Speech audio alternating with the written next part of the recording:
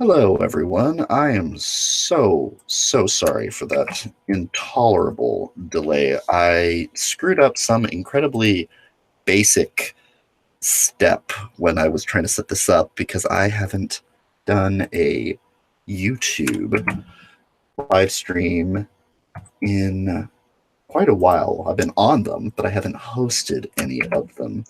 And Prince of Queens, he has his channel has a strike on it right now, so at the moment he's unable to stream. So the Gaytriarchy podcast falls to me, unfortunately. Okay. And for anyone who's there, I'm still scrambling about on my screen. Bacon, Spacepan, there you are. I am here. .com? Hello. Yes.com. All right, we figured it out. Yeah, we just had a little bit of a...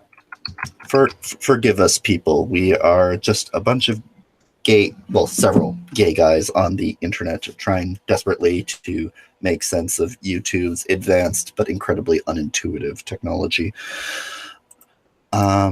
So yes, Prince of Queens is also having technical difficulties. Yes, apparently I don't quite know where he is at the moment, but hopefully he will. I'll send him the link through Skype too, just in case that's helpful. Okay, yes, and everyone retweet the link for this actual video, since the one we put on Twitter half an hour ago is apparently dead in the water now. This is going to confuse and piss off people. We're sorry. Lex, I'm just going to mispronounce your name. I'm sorry, Lex Ruscio. You're going to be mad at me. I'm sorry. I believe the strike happened yesterday or the day before. Yes, Prince is definitely being late. He's having a really stressful time. His laptop died. He got a community strike. It is not a great day in the Prince of Queens kingdom right now. So,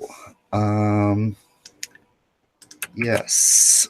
Thank you, everyone, for your immeasurable patience. We're all just trying to figure this out. So let me share the link to you guys so that we can get this out on Twitter. And I've forgotten how to. Oh my god! Oh wait, there they are.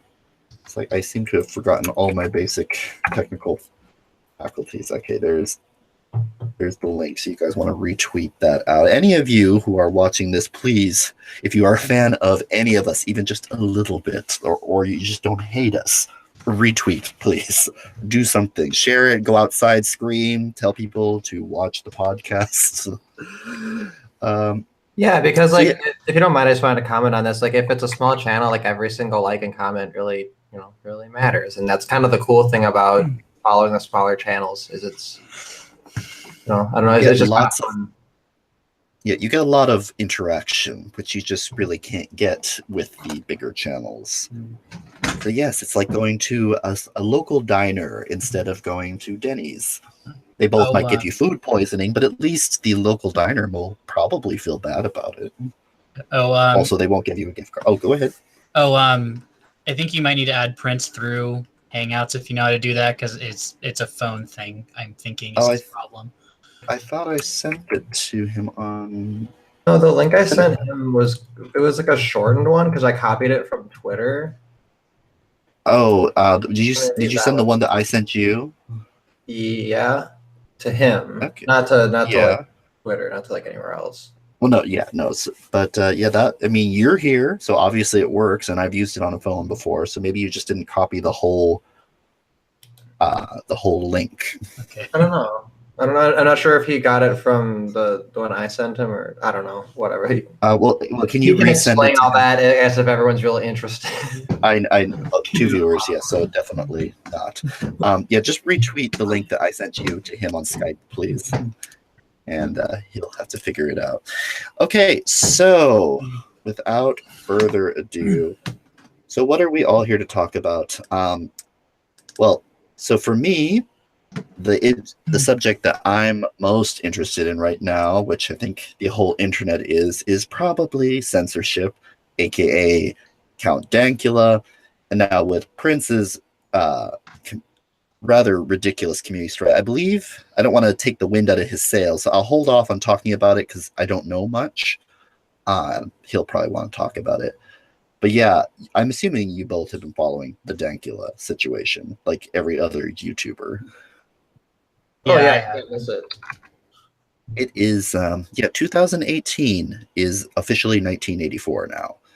If George Orwell could come back as a zombie, this would definitely be his motivation.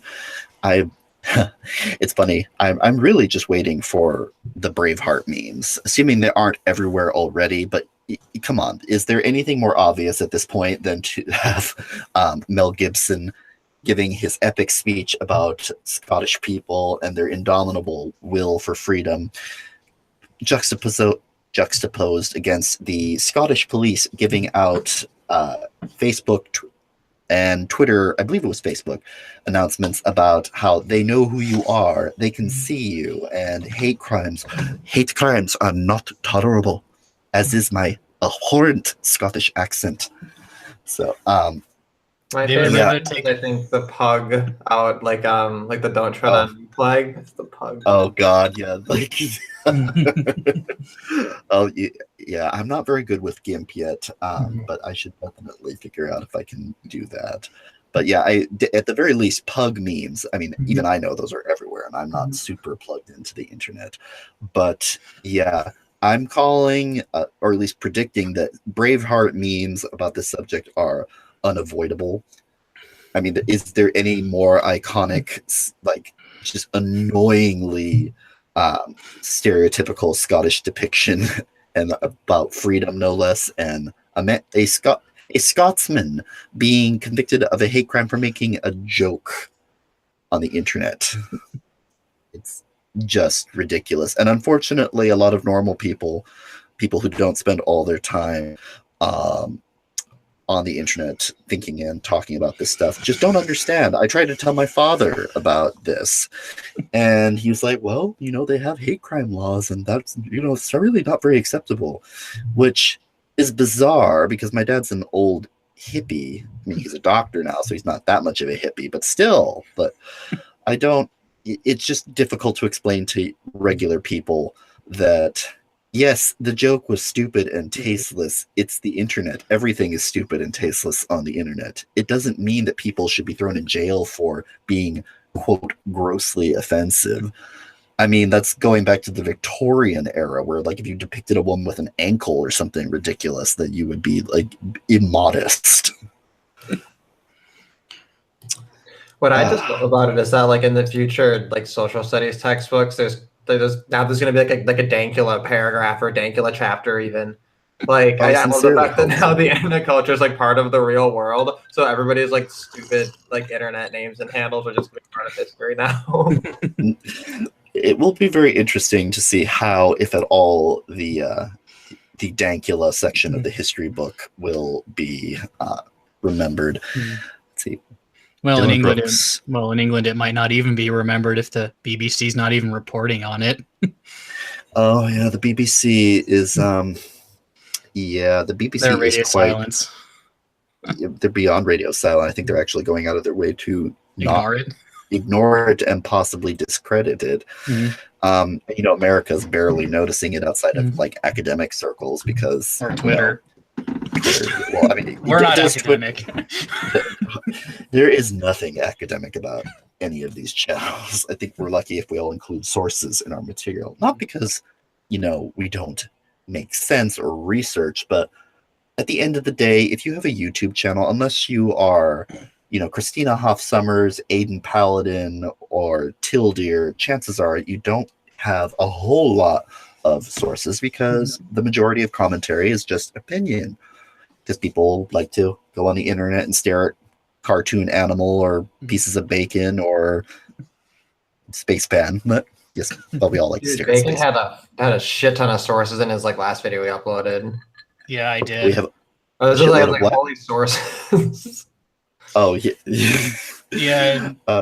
Don't look through them too detailed. Some of them are from the Huffington Post, and I had to drink to get through using those. I hate the Huffington Post, by the way. See, like I don't post a lot of sources in my videos. I post a lot of links to kind of like related things, or a lot of it's kind of like why reinvent the wheel, right? If I've seen coverage of topics for which would be different people, and then have maybe a new view that maybe synthesizes a few of those different things, I think it's totally natural to kind of throw in, here are things that led up to it, and then here are things that are for further study, I guess. Like I see it as like a web, and I think that's it depends on the subject matter. Certain stories I think require a certain amount of transparency. I mean, if it's a well-known event, like if it's a Logan Paul video or something like that, you probably shouldn't be making a Logan Paul video at this point. But if you were, you don't need sources unless it was referring to a very specific thing that he did, which is actually relevant. But if you're trying to make a point about some essay or article, you probably should include at least a link to that particular article. But, it's the internet. At the end of the day, it's whether the video was good or not. Some people get a little too hung up on sources. Okay, well, so it's funny. Like without Prince here, the conversation is not quite as, it doesn't flow quite as easily, because I think I can speak pretty. We can all speak pretty well, but Prince has the supreme gift of gab. So, Spacepan, why don't you tell me about your page-long multi-adjective idea for a story? You mean that crazy thing I found? Yes. So I was really bored at work, and I was looking through articles, and this thing came up. Oh, what was it? It was like a Nigerian sex ring. I was using voodoo to intimidate people into staying, and like they liberated all these women who were like staying in squalor and like some caves in like Spain or something. And the plot twist is the whole thing was being run by like a famous DJ. Nigerian sex cult. Not The Onion. Police bust voodoo migrant sex slave ring. I guess maybe it's semi-old. This is from February 25th, so I'm it's a little bit oldish, but crazy. I don't know how much of this we want to like actually read, but like, well, kind of the gist of it. I have made contact with Prince. Apparently, the link is not. Prince is trying to get on his phone, and there's some weirdness when you try to do that. So why don't you talk about that while I continue to try to bring our great and powerful monarch onto the channel? I guess we could like call it and then like just like. So why don't you screen share the article, and we will see where this goes. And apparently, Bacon, your avatar is making Leox hungry, so you should probably feel some guilt for that. No, bacon's delicious. I'm not feeling guilty for that. So insensitive. He didn't complain about that. I'm saying you should feel guilty about that. He just said you're making him hungry. Oh well. You're raising his cholesterol with all your saturated fats and monosaturated salts. Okay. Too much. Okay, too much nurse humor. So okay, talk about the sex cult, not about the bacon. Yeah. So actually, the article I saw this morning was not the Breitbart one. I didn't realize this was Breitbart, but that works. Police bust voodoo migrant sex slave ring, which forced women to eat raw chicken hearts. Ooh, I didn't hear that part. Is this a different one? This might be a different voodoo migrant sex slave ring. Oh, because that's encouraging that there are different kinds of. This might be a different one. Wait, I'm gonna see if the DJ gets mentioned, because holy shit, there's no DJ. Dude, this is totally a different one. I accidentally found a different voodoo migrant sex slave story. I don't know the original I'm one. not sure what is more disturbing: the fact that there is a voodoo sex cult run by a DJ, or that there are multiple voodoo sex cults. Is this a Nigerian problem? Try again.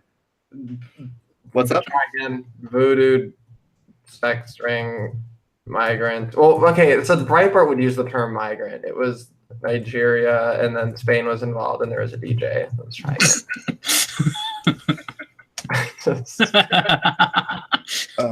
Top link, maybe. Bloomberg? I think it was. It might have been. No, Bloomberg was a different thing. Spanish. This was it. I think this was the one. I'm gonna open this. I'm gonna take this with another tab too because you can get muted. That's no. Okay. Yeah, Spanish police bust Nigerian sex trafficking ring. Yeah, this is the one, I think. Yeah, and this is from today. Okay, so I am topical. This is from today. This is like breaking news, practically by YouTube standards. We are covering things up today, not from a whole month ago. It turns out there's an epidemic of voodoo sex rings because there's too many. Sorry. We don't need to get too political. I didn't mean to make this political. It's just like a crazy article. What's political about a voodoo sex ring cult? Like that to me. The whole like immigration. Our monarch has returned. Hey, there we go. We can see. Yeah, there we go. Hey, do I have the correct? Oh, I do have the correct avatar. Okay. It's linked to your Google account. So. Yeah. No, but I have two, and this is the right one. Okay, we're live. Oh my god, I'm so sorry that it's okay. It was a total debacle. I couldn't even figure out how to get this is a second stream. I couldn't figure out how to get the first one working correctly. Yeah, and it just happened to coincide with my my computer dying, but hey, now I know how to stream on my phone. It's not that big of a deal. But that's how I met you. What?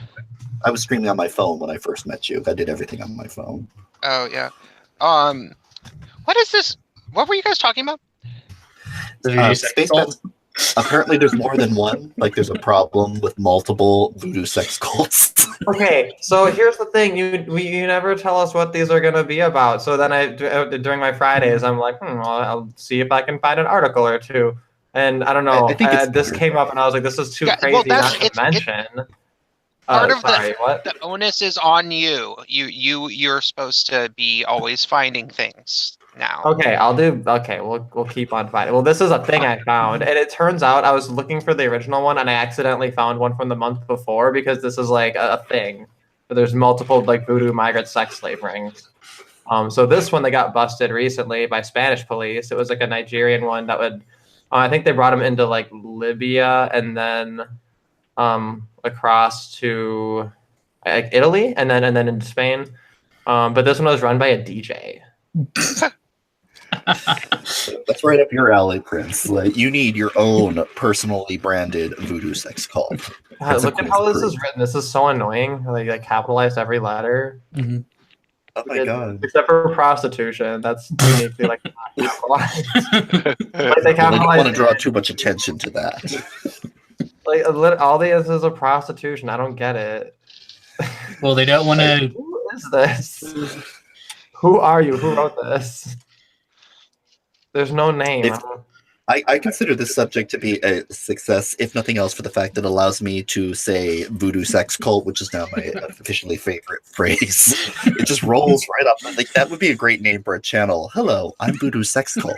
Yeah, I mean, I suppose in all seriousness, though, because it is quite fucked up. This is some fucked up shit. It's great that they're rating some of this shit and shutting some of it down. So I just wanted to throw that out there so that our stream is not without that. We're not. We are terrible people, but we are not so terrible to acknowledge the fact that sex cults are by and large terrible things. That usually any kind of cult is a bad thing because it is basically gaslighting with like rocket fuel. Like, you are literally distorting reality around a person to the point where they often end up isolated, doing extreme acts, and particularly if it involves go ahead, Prince. No, I'm just keep going. If it involves sex, you can bet many things, many body parts, that it will usually involve small children, usually young girls.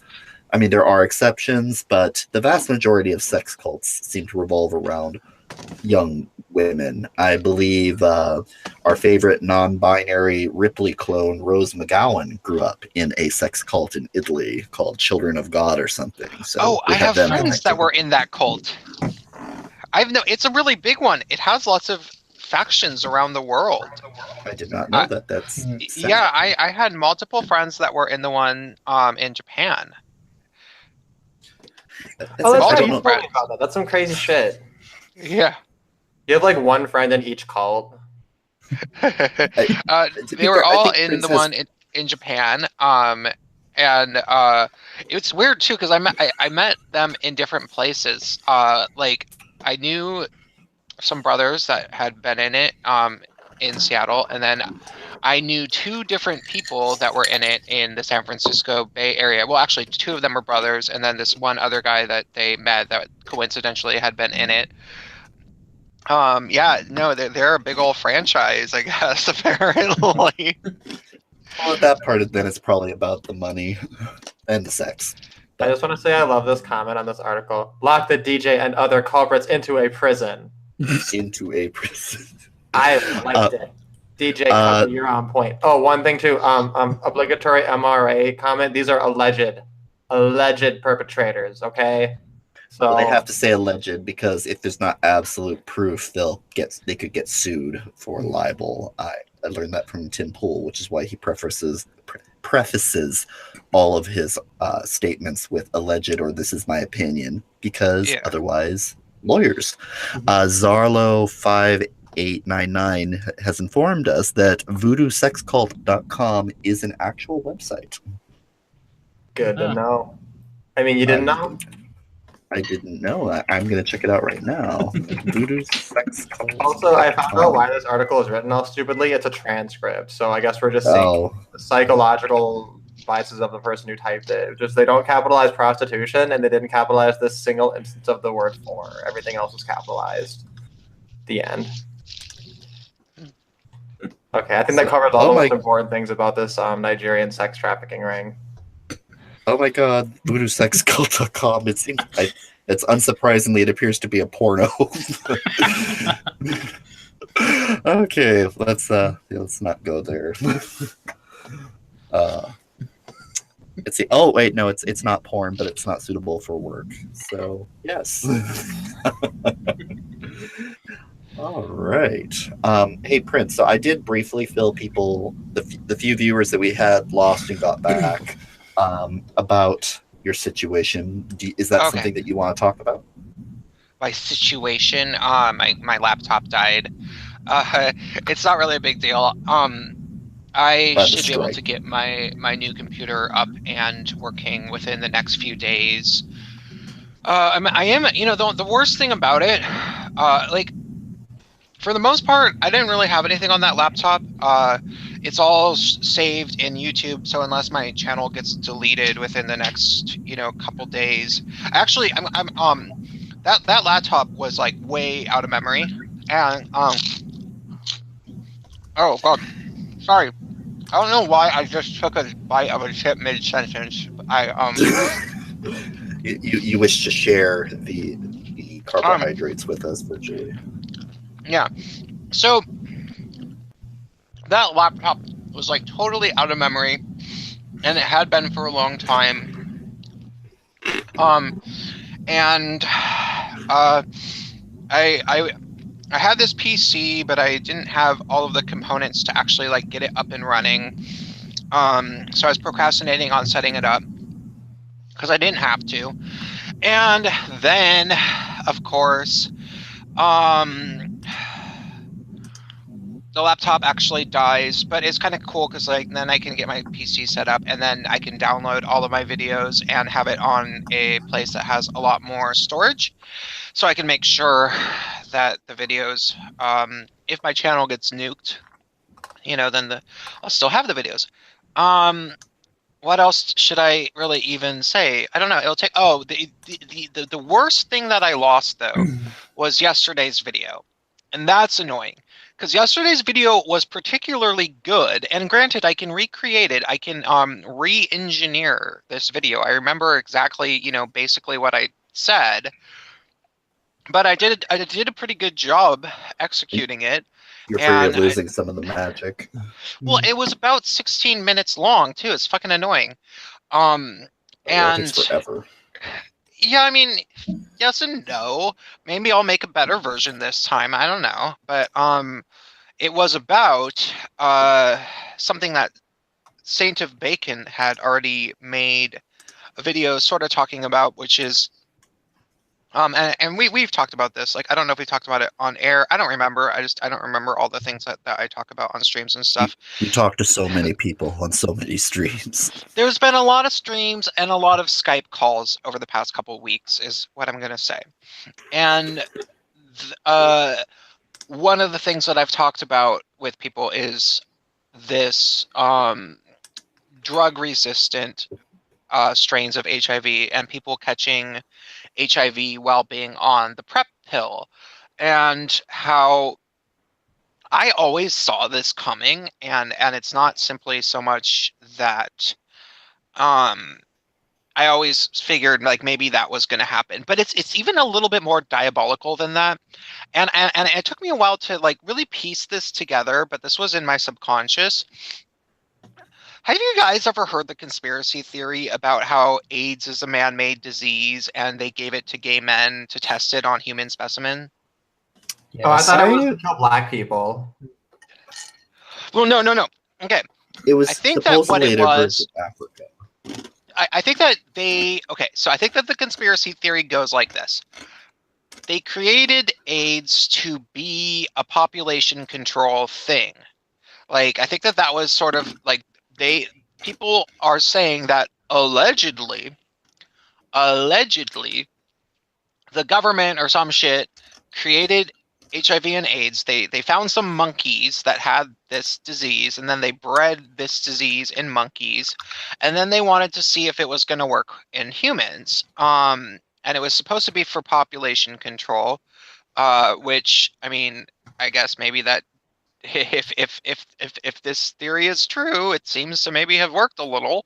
And they needed to see if it worked on humans, but you can't really just test it on humans.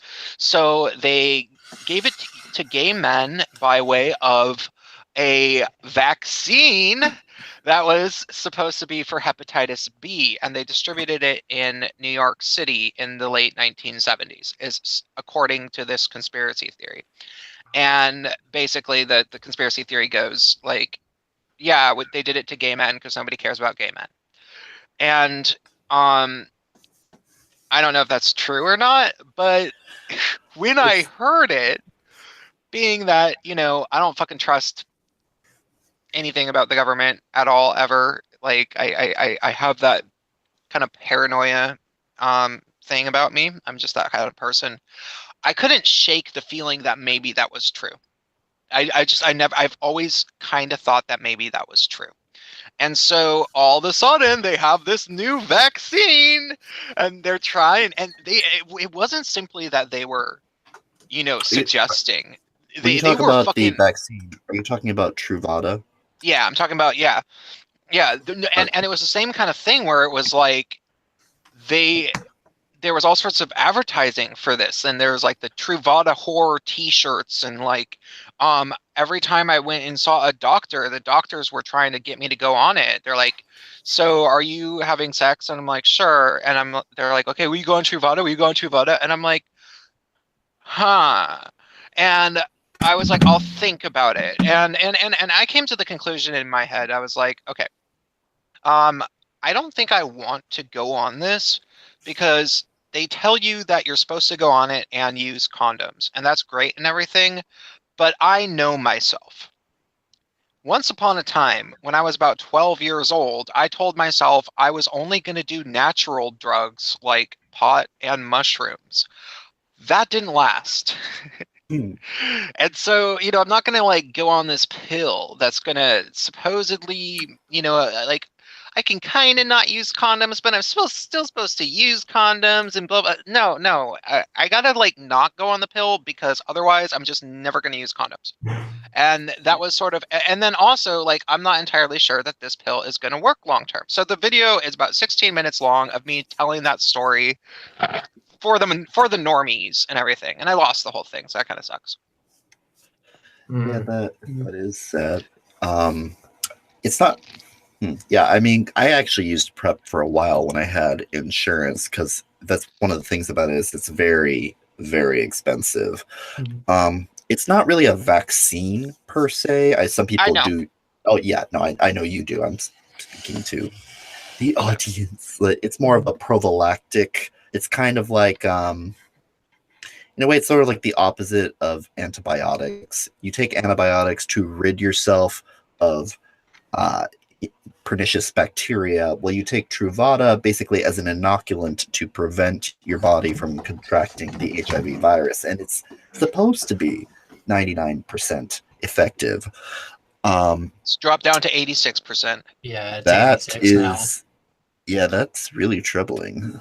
But yeah, I have always been an advocate of condom usage, and not even just for the sake that, yes, Truvada could only protect you from HIV, couldn't protect you from, gonorrhea, syphilis, chlamydia, HPV, all of the many and wonderful things that like to inhabit people's orifices and travel onto genitals. I think I may have mentioned before, I have a very simple reason why I always use a condom, because unless I see you use an enema right in front of me, there's no chance that I am going to change the color of my penis, because that is when I was younger and I had one of my earlier experiences. I was at a rest stop cruising pre-Grinder days, and afterwards the guy clearly had not cleaned properly, and thank God I was wearing a condom, because otherwise I probably would have cut my penis off. As it was, I couldn't get hard for a week afterwards because I was so traumatized. Yeah, I had a similar experience with that. I think it was my first or second time with a guy that happened, and I'm like, yeah, I'm never gonna not wear a condom. It's like it's a glove, and you wear rubber gloves when you handle things that you don't want to get directly on your hand.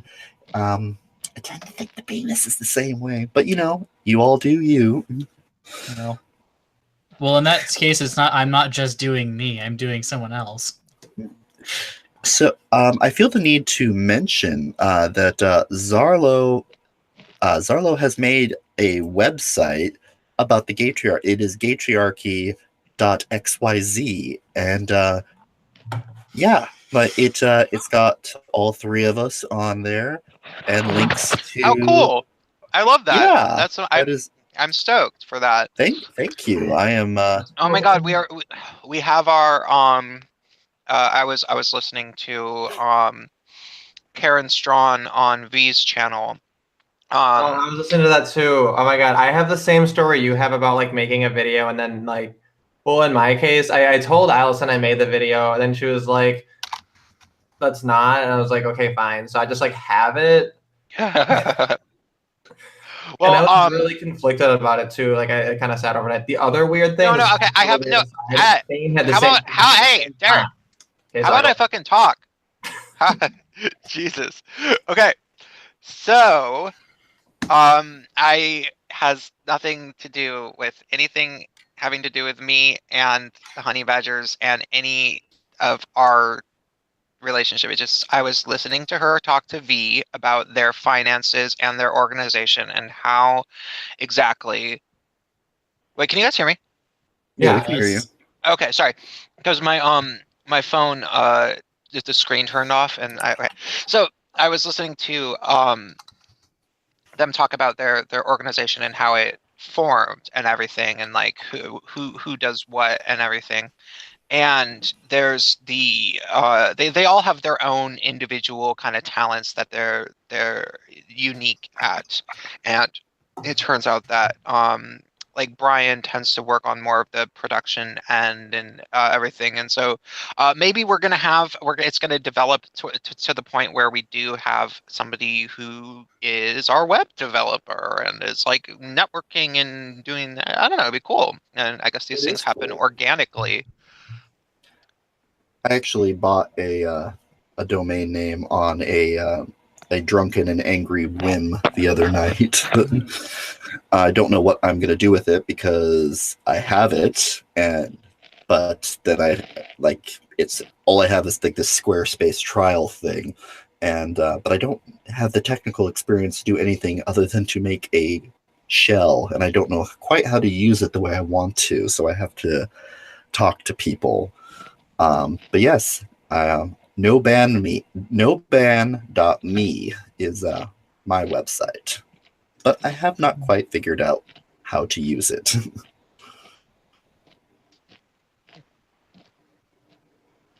And I killed the conversation. I'm chewing. I'm personally chewing. Oh, he's masticating on air, everyone. All three of you. There was a comment anti made in the chat I wanted to read. Just that sounds like the CIA with the black community and meth, like in regards to like the government conspiracy with AIDS or whatever. And I think that's where I got the idea that it was like targeted at black people. But I think I also heard that about AIDS. So the interesting, that was one thing I meant to talk about, and then I got distracted. So the interesting thing about AIDS, well, because really it's AIDS is just the later development of HIV, human immunodeficiency virus, or human immunovirus. I got the acronym wrong, but anyway, they believe that it is directly descended from simian immune virus, like basically the monkey equivalent of AIDS and of HIV rather. And it is entirely possible that it happened naturally, just because the African people do eat monkey meat, and it is entirely possible for a virus to jump from one species to another, hence mad cow disease. But the wrinkle in that is that African people have been eating monkey meat for a very long time, and to our knowledge, this virus is new. But again, records from that time are kind of sketchy, and it is interesting, like Prince's theory has talked about, how it sort of just cropped up. It showed up rather quickly, it seems. Now, it's entirely possible. Yes, there is also a feline AIDS. There are quite a few number of sexually transmitted and immunocompromising viruses in the animal kingdom, particularly amongst mammals, because of our biology. So it's all very interesting, but all very inconclusive.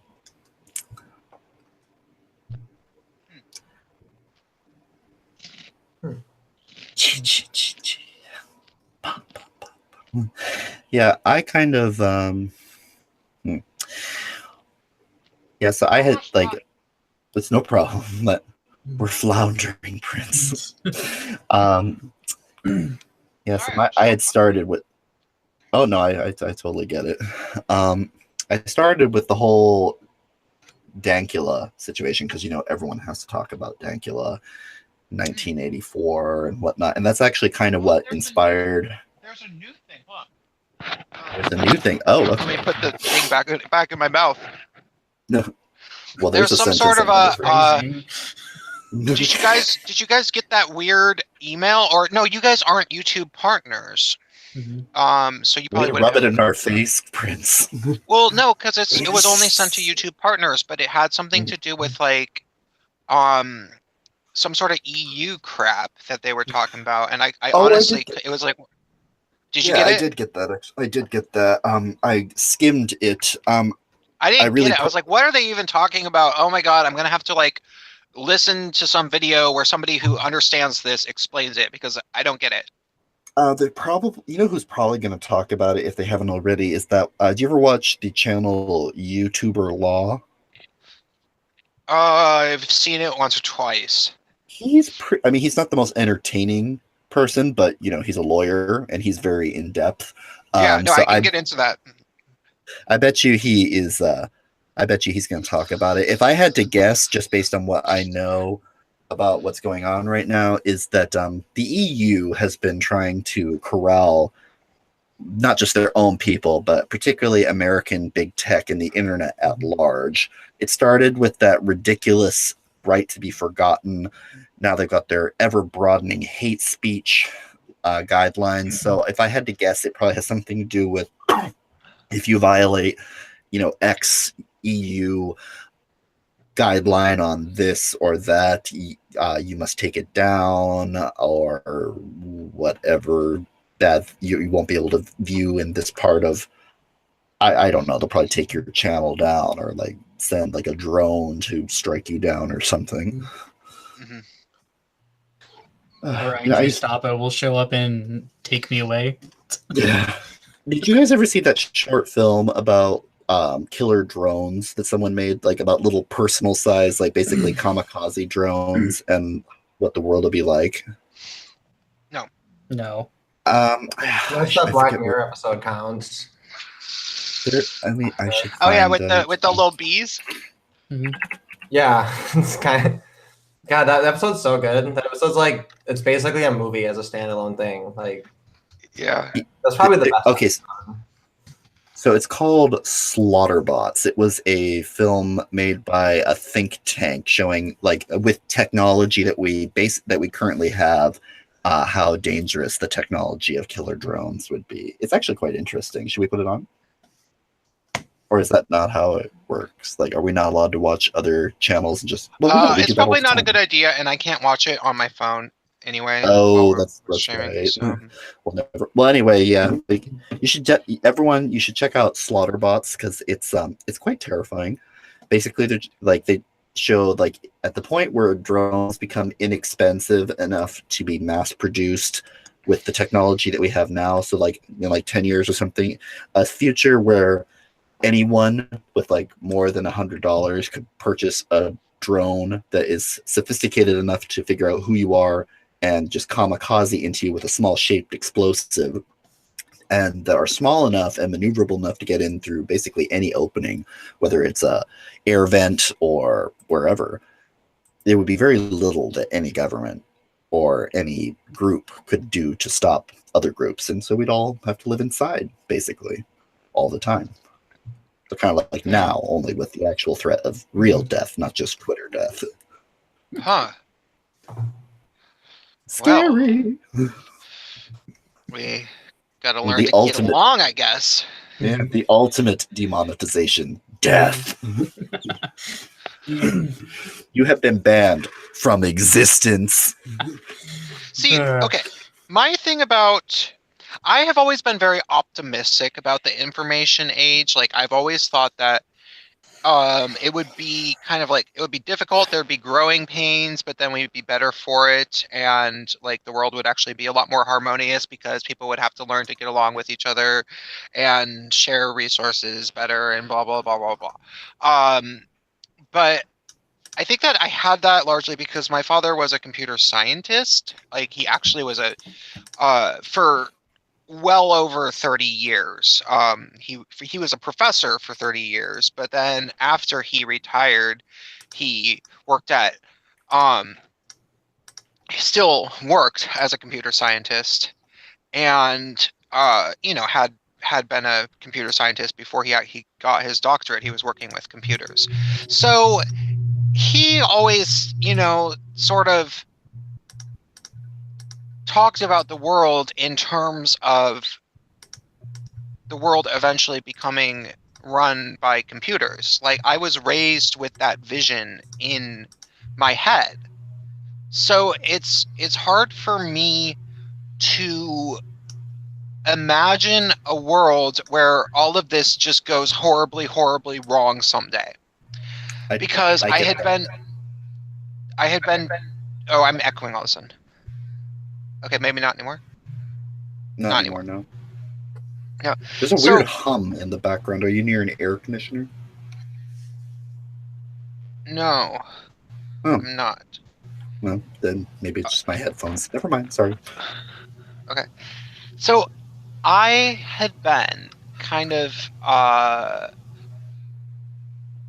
I don't know, I guess, okay, so just these weird moments would happen in my life when I was being raised. I learned how to use computers in the mid 1980s. I learned, like on one of those Fat Macs when I was like 5, and most adults didn't know how to use computers. And then I wasn't interested in them really. It's not like I actually really liked them. I liked video games a lot, but I didn't really like the computers themselves. I just thought of them as something that was around me.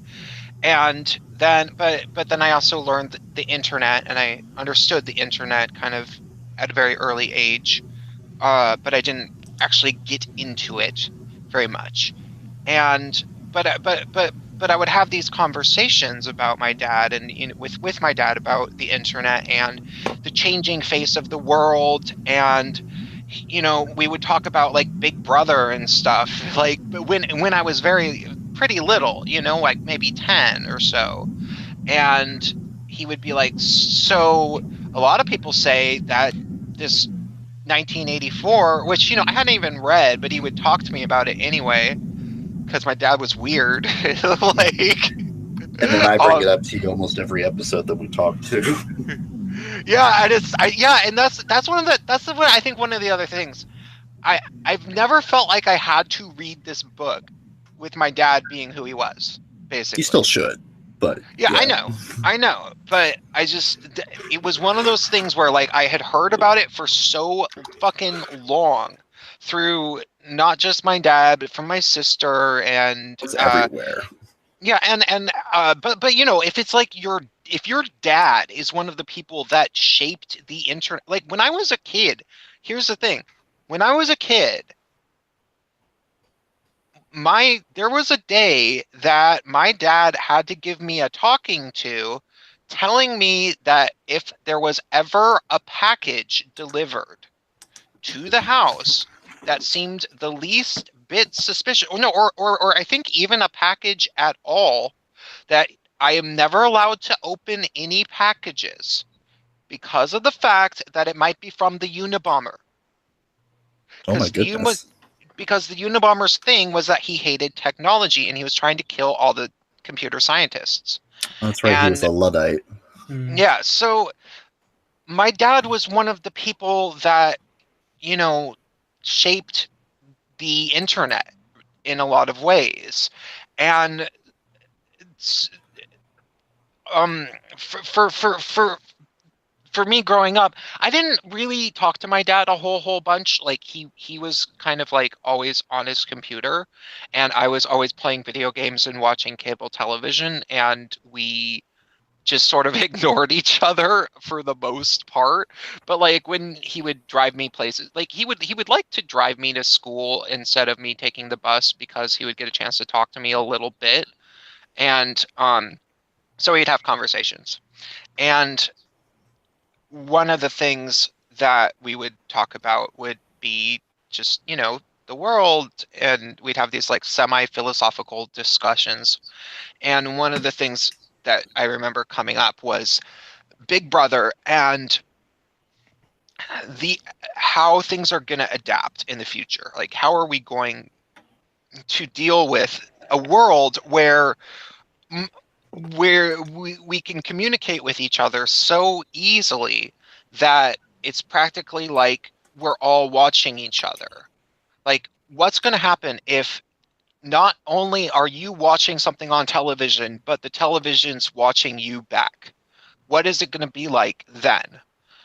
And he asked me that when I was really little, like only like 10 or so, maybe 12, but, like before you would expect a kid to actually have that conversation. My actual father was really asking me that. And I was thinking to myself, my response to him was, well, let me think about that for a second. I guess, honestly, it'll just force everyone to be honest, because, ultimately, it'll force a different standard, and the world will adapt, because it's like if there's no more secrets, if everybody does things that are wrong, right? So literally everybody will be accountable for their negative actions, and the police won't have time to enforce every stupid crime that everybody commits. Like things like minor drug offenses, the police will have to stop caring about because they will have better things to worry about, and there'll just be a new list of priorities. It won't be that everybody gets in trouble for every little thing that they do, but rather the world will have to recreate the rules based around this new notion of honesty and based around what is actually harming people, and it will actually be an improvement.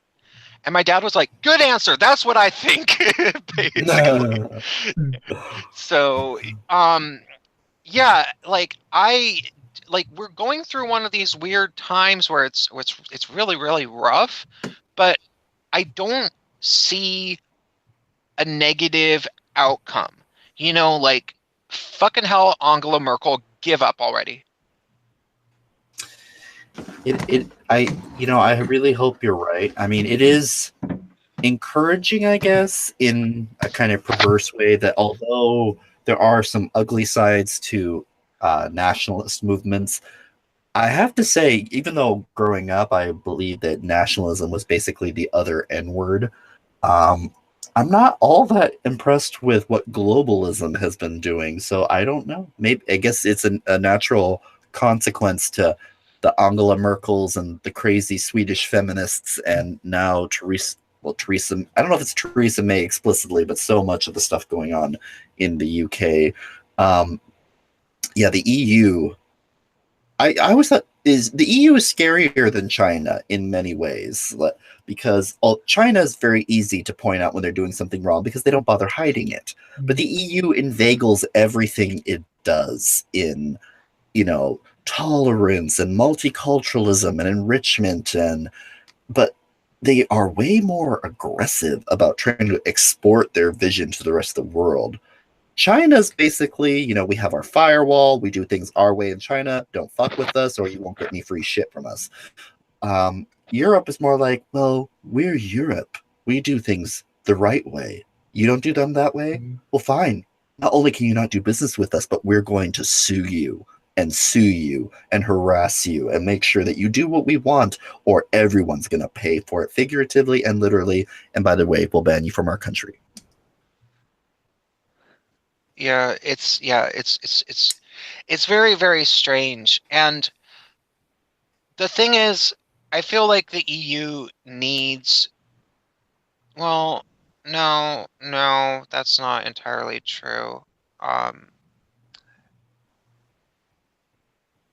No, I would say that the EU is collapsing. Angela Merkel just doesn't really know. I think she just doesn't know what to do. I think that honestly, she never really figured out that communism doesn't work.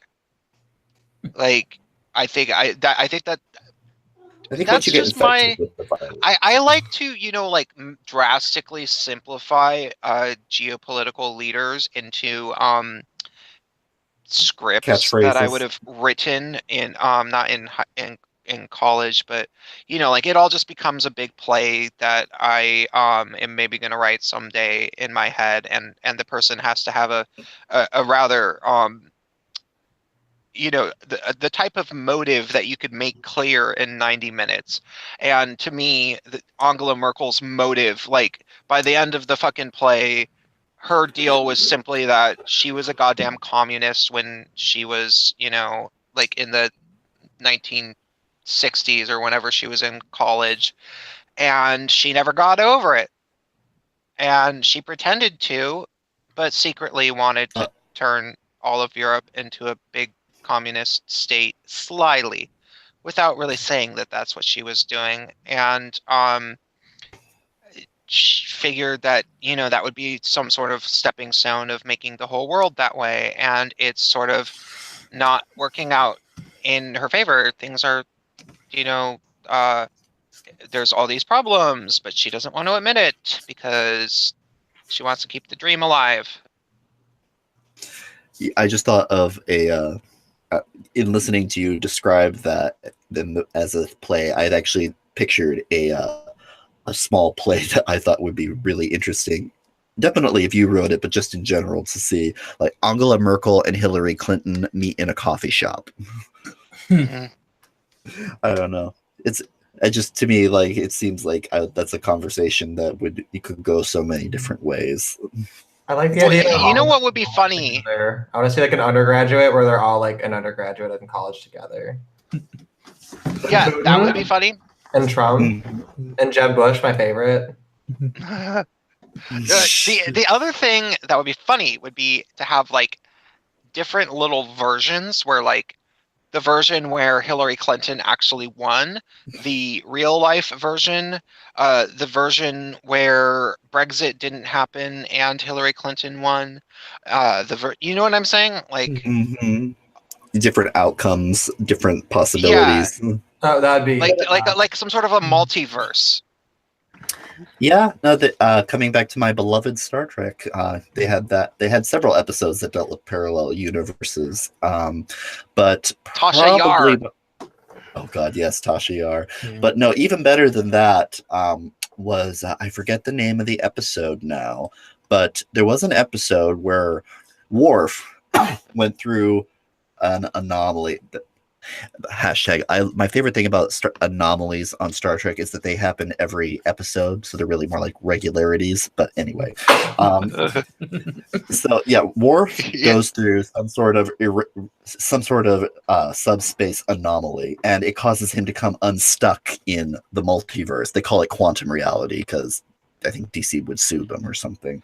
But basically, every time he got near Geordi, his visor would push him into a different parallel universe.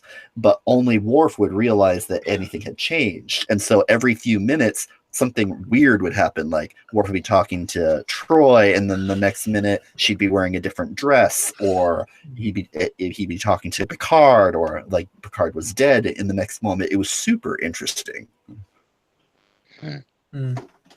I've watched every single episode of TNG, but I don't remember it. I don't remember watched that them one too many specifically for some times. reason.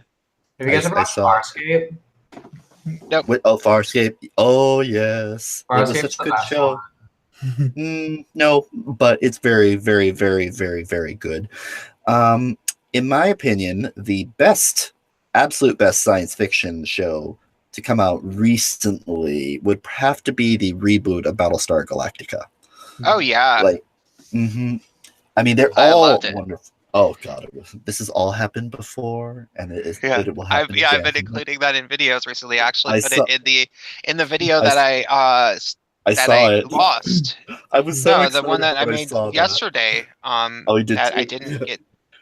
Yeah, it was in there again, and then I didn't get it. It's such a great show. I mean, they're all fantastic in different ways. Star Trek: The Next Generation was amazing. One of the greatest lost gems of science fiction that I don't think many people remember, except for uber nerds like me. Have any of you seen Babylon 5? Nope. Oh, I remember it, but I Oh, didn't get so into good. it. People liked it a You- lot, though. There's a reason for it. On TV.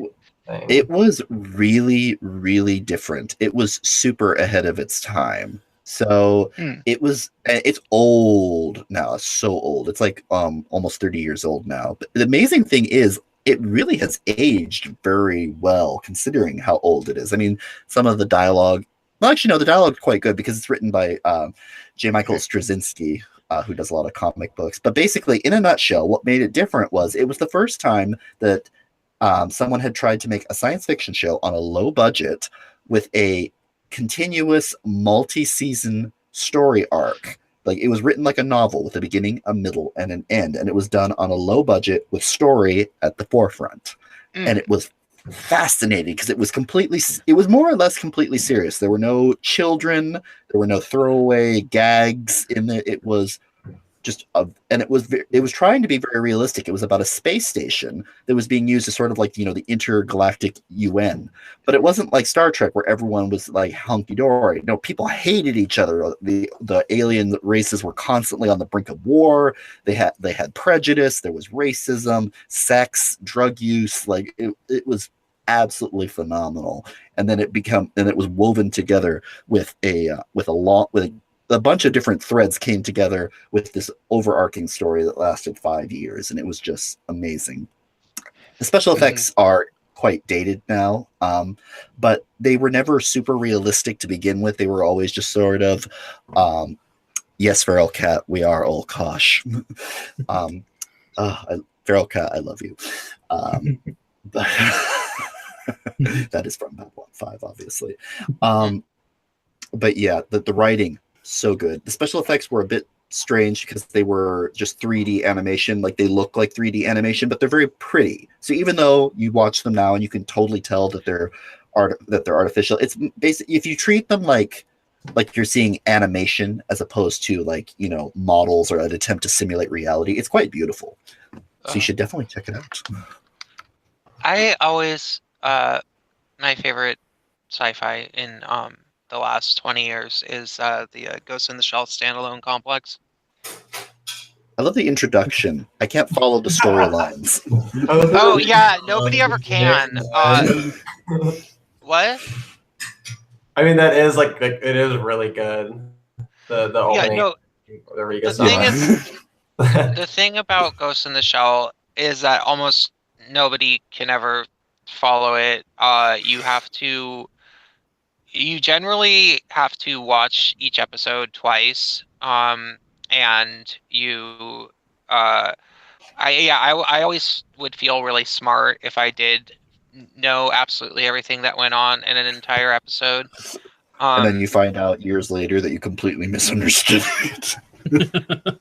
You I wouldn't necessarily say that, but I watched it at my peak of smartness. It came out when I was I believe 22, 23, and I had just graduated from script writing school, and it was during a period when I probably drank maybe 2 or 3 times a week, and then I would smoke pot a lot, and I was really good at following storylines because I had graduated in script writing, and that's what I did. And when you're high, you either wander or you just follow obsessively with the inability to think of anything else.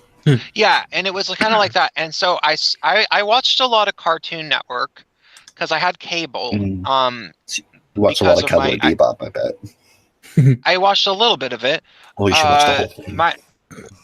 My roommate, you gotta watch all of Bebop. I guess I should. I don't know.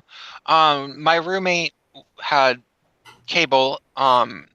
He gave me a whole TiVo box that I got. I remember those. Yeah, it was like this thing where you could record a lot of cable television for some. I don't know. So I had that, and it was super advanced when we were still recording everything on VHS tapes. For those of you old enough to remember. It was like the Netflix of, before Netflix. It was. Yeah. So I started recording. I saw 1 or 2 episodes of Ghost in the Shell, and he was like, "Yeah, you should use this thing." And I was like, "Well, I don't really watch TV." And he was like, "Well, you could." And I probably mostly didn't, but that was one of the only shows that I ended up, I think, watching every single one of, or at least close to every single one of. And it's so incredibly cool. Like you guys, anybody who hasn't seen this, really, really go back and don't expect to follow everything like the first time. But if you don't quite follow it, watch the episode again, and once you do follow it, you'll be like, oh, this is really, really, really cool. So it takes place in the year 2034, and it's in Tokyo, but it's in the world that exists there is there's, I think, about 4 different innovations that shape the universe, which are AIs, and then cyborgs. So the people, humans actually are largely cybergenic. There's very, very few people that are just 100% human. And then just robots in general, and then there is cyberbrain technologies. And the cyberbrain technologies are basically the internet mixed with, you can just automatically use the internet with your brain. You don't actually have to type anything necessarily. And the plot of the show follows around a secret police force that most people don't know exists, and they're they can do all of these kind of like super high trained things, and they're all not all of them, but the woman, the one that's played by Scarlett Johansson in the movie, she is a really really good hacker.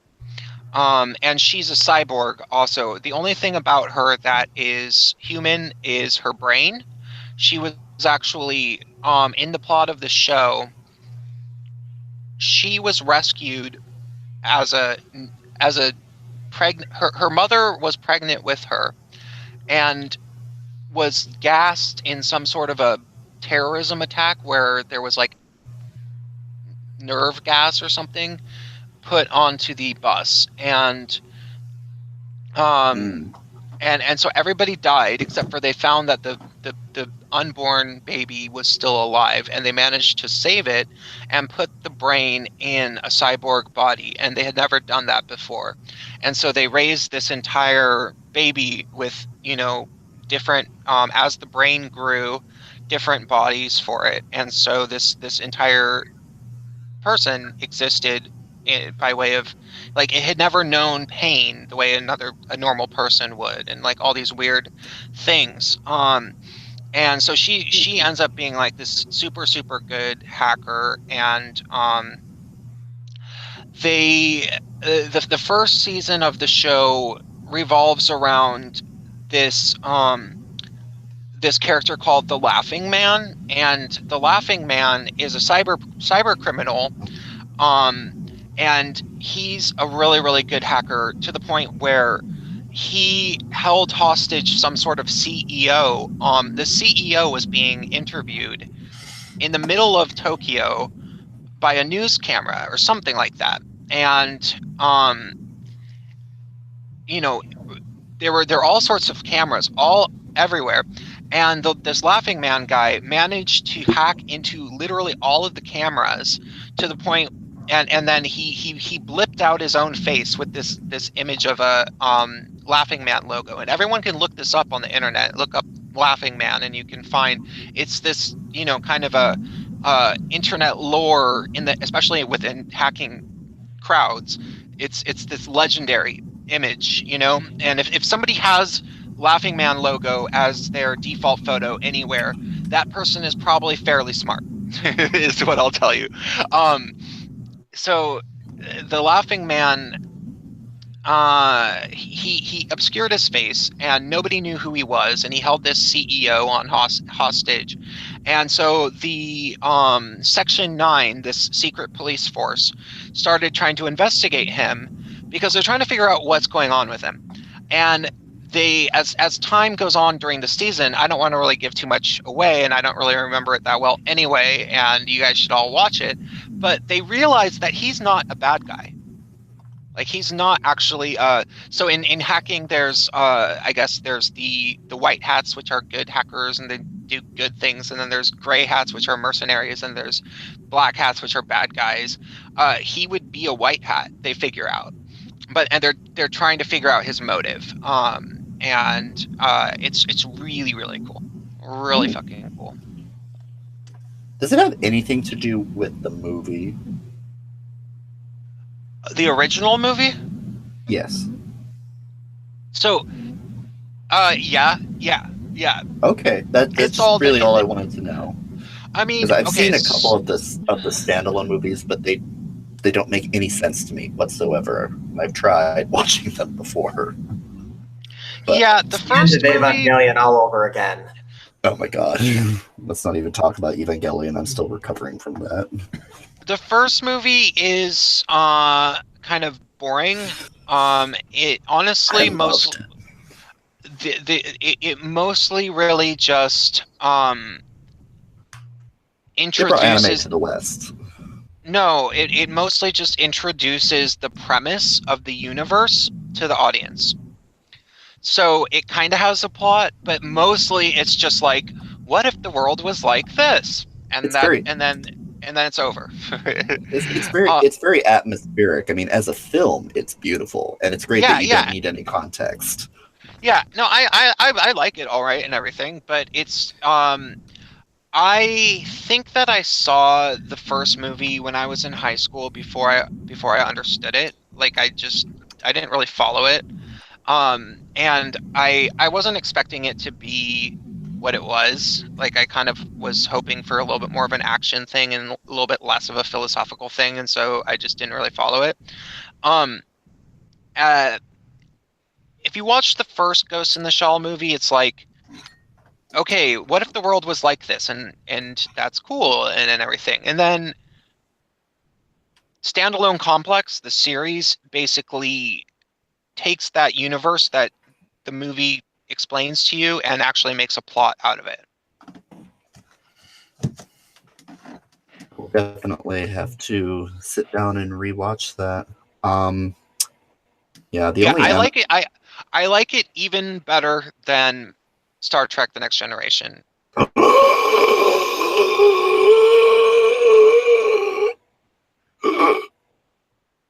Okay then. I had a nerd asthma attack. Well, I mean, I'm a Stargate fan, so meh. SG-1. All of them excluding Universe. I have to Yeah, go to the bathroom. universe. I'll be back. I was super into SG-1, um, but about I don't know. I think about season 10, I was in college and I didn't have DVR, and then I came back and I was like, oh, General Hammond is gone. Oh, Richard Dean Anderson is the general now. Oh, the guy from Farscape is here. And I just could not for the life of me get into Atlantis. And Universe was like, no. Universe was meh. I can understand why they canceled it. It's like it was a show that just would not die. And I mean, it was good for a very, very long time, but nothing stays good forever. And I think the only person who actually wanted to stay on that show forever was probably Amanda Tapping, and was Christopher Judge or whatever his name, was he on the other ones too, or is it just Amanda Tapping? Christopher Judge guested in Atlantis a couple times, but that was it. And then the guy that played McKay was in Universe, I think, twice. See, I could never get into Stargate because Farscape ruined it because of Ben Browder and Claudia Black. Like you just see them as the Farscape people. I don't know. I can't get over that. I never really tried them. I've never watched Farscape, so I wouldn't know. Farscape is quite amazing.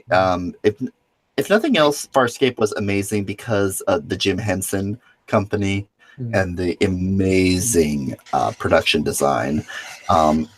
There were some puppets were like the biggest characters in that show. They were. The only thing that I really was kind of, I don't want to say salty, but I was really disappointed when Zahn left the show. But I guess that had more anything to do with like Virginia Hay, I think her name was. God, we are nerding out hard on this one. This is not the Gaytriarchy right now. This is like the gay nerd triarchy. Yeah, I was actually just thinking that. I was explaining the show to people that have never seen it before in a way. But if we go too much into like the details of like specific characters, like that's going to get really boring because I can't even follow that. But if we could steer back towards Gaytriarchy type. I was actually I had within the last week or two.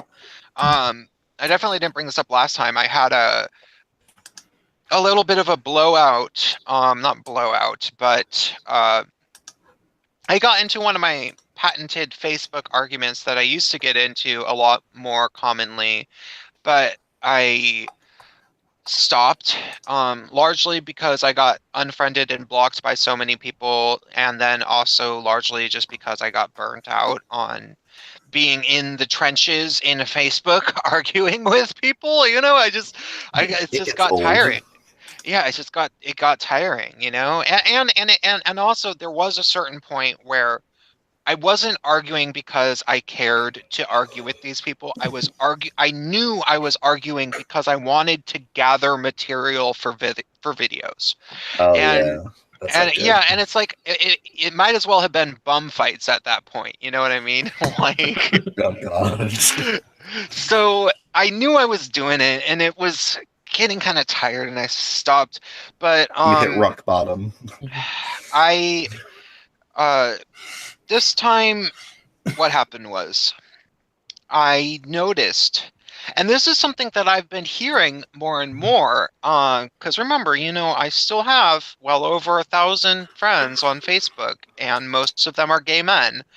You had And many birds and many trees. I had within about 50 people of 2,000 before I decided I was sick of, you know, intersectional feminist social justice people. And so I started speaking my mind. So I know a lot of these people, and I had been noticing this really over the past 6 months. Have I really been hearing about it? Maybe a year. Have I really? But like, there's been entire articles about it. But really, within the past 6 months, people are starting to say this is a real problem, which is the meth crisis. Oh god. And Mhm. yeah, and it's not like something where it's like, I think it's kind of like an exponential thing where all of a sudden, you know, okay, so depending upon the crowd that you roll with in gay land, it's not hard to find guys that do cocaine. And especially if you're in the actual big urban mecca type places. Like if you're in New York, San Francisco, LA, Seattle, Portland, it's really not that hard to find a few guys that do cocaine. It won't be everybody. It will, and there will be people who kind of frown upon it and everything. But if you're hanging out with like the hipsters and shit, like don't be surprised if some of them either ask if anyone knows where to get any, or you know, maybe says that they want to like do some with you or something. You know what I mean? Like that's just sort of how it is. And I don't do that kind of thing anymore. If for I did used to, like I will admit. Um and I probably will never do it again. And if for no other reason than the fact that I drink so rarely that even when I just drink, I get kind of obnoxious. And so if you want to see me really fucking obnoxious, it would be to drink and do cocaine. I would just be a horribly obnoxious person that would embarrass the crap out of myself. And now I have some sort of weird reputation to protect where people actually judge me. Whereas before I was just a crazy musician and people already expected me to be kind of crazy. But anyhow, that sort of cocaine was a constant presence in the gay reality, and you could just assume that it would be there. But cocaine tends to lead to meth in a few cases, just because it's cheaper and it lasts longer. But apparently, what must have happened over the past 6 months to a year, and I don't really know why, is that the meth just exploded and now it's just everywhere. And guys are like, yeah, I don't know what, and everybody thinks it's their own city. They're like, oh my God, yeah, it's so bad here. I don't know what the deal is, blah, blah, blah. But they're like, no, it's really bad in my city too. No, it's no, mine too. And I think that somehow it just happened. And so um that's a whole issue that I want to learn more about, and I want to try to I want to try to do ongoing research, try to get experts, you know, maybe onto this podcast if it's possible. I reached out to a recovery thing for gay men, a meth recovery thing, but they didn't email me back. I Because know yeah. I would say I know plenty of, well, not plenty. I know several people who have experience with it, but they're not exactly professionals. And yeah, You they're keep just 12 step. cutting out, and I keep missing words from you. Oh, so is this better? Yeah. Can you yeah, hear me now? Yeah, no, Yeah. I was saying I know some people, but they're not terribly interesting or even that smart. So I can do some more research I and think see if that I it can happened find again, people. and I missed a word. I can try to find some people that are not just 12-step clones that actually have something interesting to say. Okay. Yeah. Actually, some of the people who work at the Twin Cities Men's Center are volunteer for it. I could ask, a few of them too if they'd be interested or something. The other thing, Yeah, the whole fentanyl crisis and the prescription pain medication, a lot of it is actually all really tied together. There's a presentation that talked about how like people who have hard labor jobs often, get prescribed pain medications and get addicted that way, and that there's kind of a multiple. I think it goes from both angles, and that people are kind of like it's some of column A and column B, So Yeah, the problem with the opioid crisis is that the reason it becomes such a problem is because a lot of people are just kind of ignorant into the way that opioids work. They become accustomed to them. And if your pain is severe enough, it may not necessarily be enough. But the other problem is that once people figure out that there is an intoxicating aspect to opioids, they can start doubling or tripling up on them. And then eventually they run out of their prescription, and then they start buying them on the streets because they need it. Yeah. Well, regardless, so I want to devote more time into actually addressing the gay meth epidemic, because I agree. yeah, because it's an actual issue, and it's something that there could be awareness raised for, just in general. And I don't want the Gaytriarchy to strictly just be attacking feminism, though. I obviously want to That spend a only lot of goes so time far. doing that. Yeah, but men's rights advocates get accused of not really doing anything, and they get accused of that very, very commonly. It's a ridiculously, it's a trope actually at this point. But one of the things is that with gay men, they're like, I feel like I do have a few solutions that are so tangible for in terms of like just some advice that I think would make gay men happier. And I want to have a little bit of a chance to talk about those in general. Regardless, I was still talking about the Facebook thread, and we got a little bit of a sidetrack. So these guys were talking about it, and they're saying, geez, I think that this is really a problem, and I wonder what we can do. And everyone's like, yeah, it's really a problem in my city too. Yeah, it's really a problem in my city. And so I pointed out, I was like, hey, I would like to just add that this is, I keep hearing this over and over. Every guy, apparently every city, same story.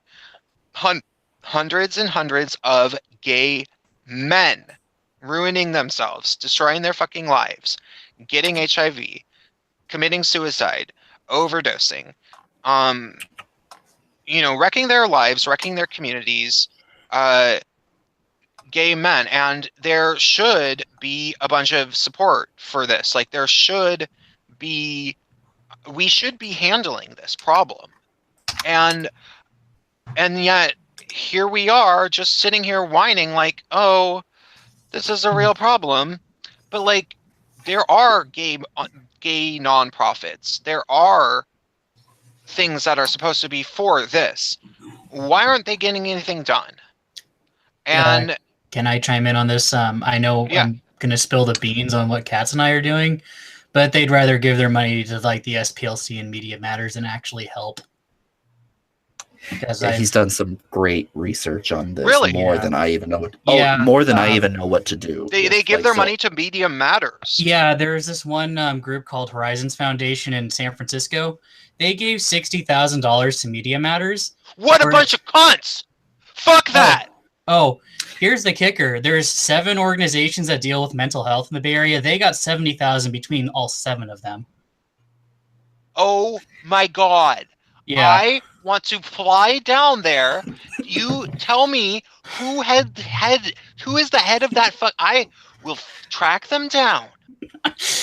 And I will not attack them. I will find some sort of public speaking event that they are at. And I will be that guy that gets up and asks a really, really awkward question. And I might get removed.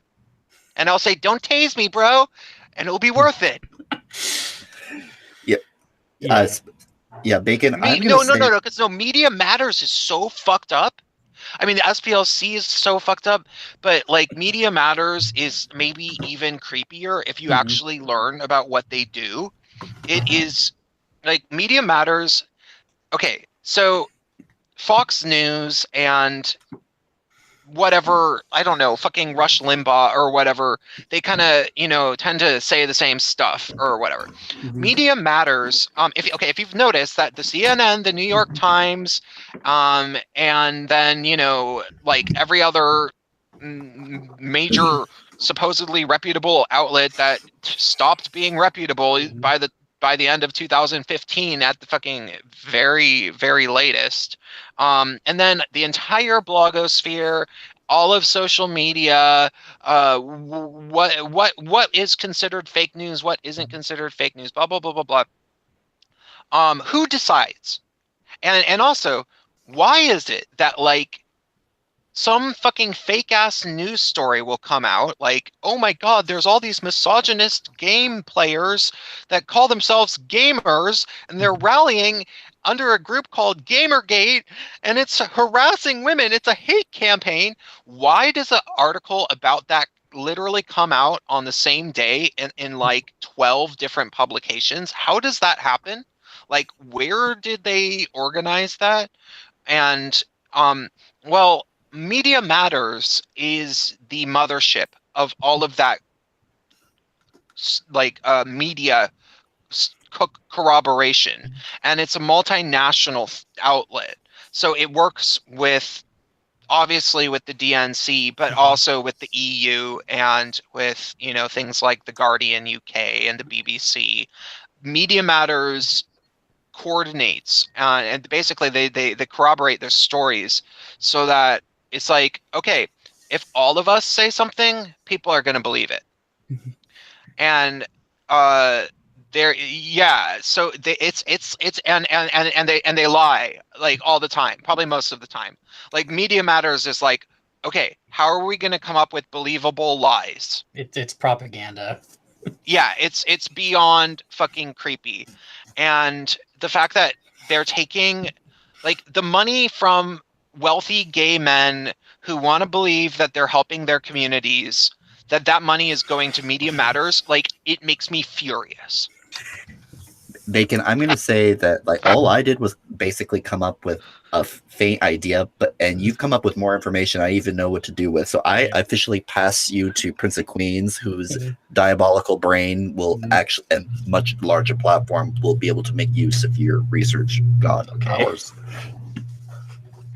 So have at it, like Prince. White ribbon shit from Australia. Sorry. The white ribbon campaign in Australia, like there was this whole thing where like they got like Aaron Pitsey like went after them, and like it was really funny because like if you look into their finances, like you look at all the shit they waste their money on. It was a similar kind of deal. I don't know if they were related to Media Matters or anything, but like a lot of it was like promoting money for just like propaganda campaigns. But yeah, man, I would love to start. I don't know. I'm not good at researching. I'm not that good at researching.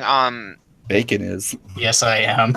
Yeah, no, it's not where I shine. I work best with a, like I work best with coming up with, like, I'm like, okay, I bet that there's a connection here.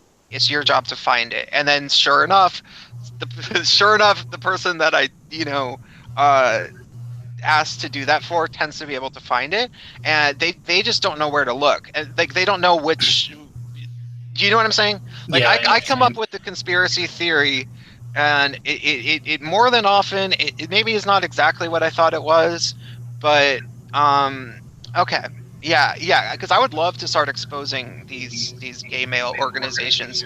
It's Or not. God, it's so much more. It's like literally like I went down the list of like you know how they bitch about trans people getting the short end of everything back in 2016 because this is a 2016 financial report. I think even Media Matters got more money than all the local trans organizations did. Damn.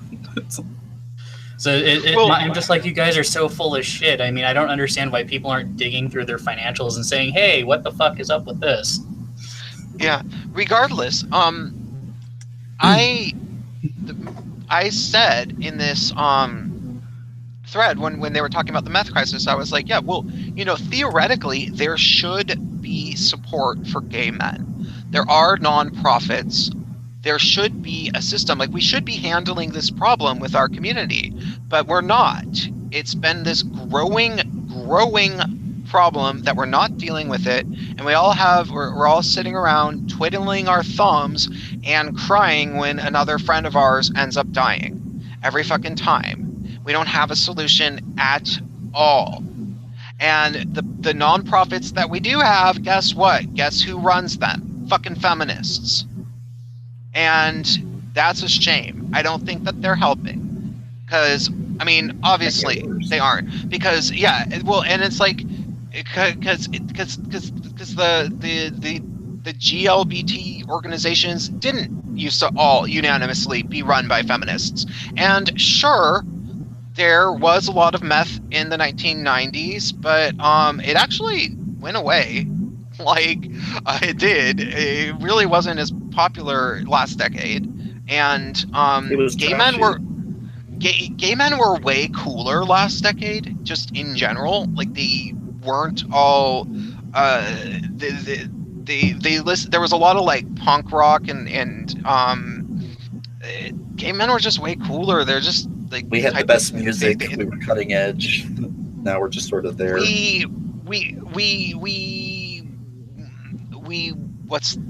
embraced our masculinity to a certain degree. But we weren't trying to be like straight acting necessarily. We were trying to be gay men. We weren't trying to be like weird, like people with feminist identity crises. So, but I didn't elaborate on it that much. I basically just said, this is a problem. It's getting worse. We theoretically should have solutions for it, and yet we don't. And instead of solutions, we have feminism. And then, of course, it turned into, I don't want to say a shitstorm. There was one particular fucking guy that was just like, how can you say that?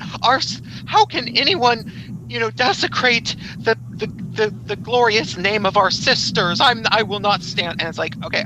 And he's like, don't you know that women were the ones who cared for us during the AIDS crisis? And I'm like, okay, I'm like, I didn't say I hate women. I said that I don't like feminists. And he was like, but they were feminists. And it's like, first of all, that's not entirely true. A lot of them synonymous. Yeah, it's like, first of all, I don't know if all of them were feminists. Second of all, they are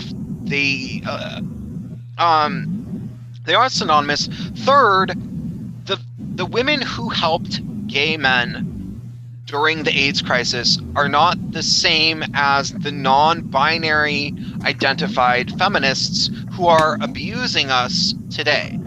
They're not the same fucking people. Like, any woman who helped dying gay men in the 1980s is really old now.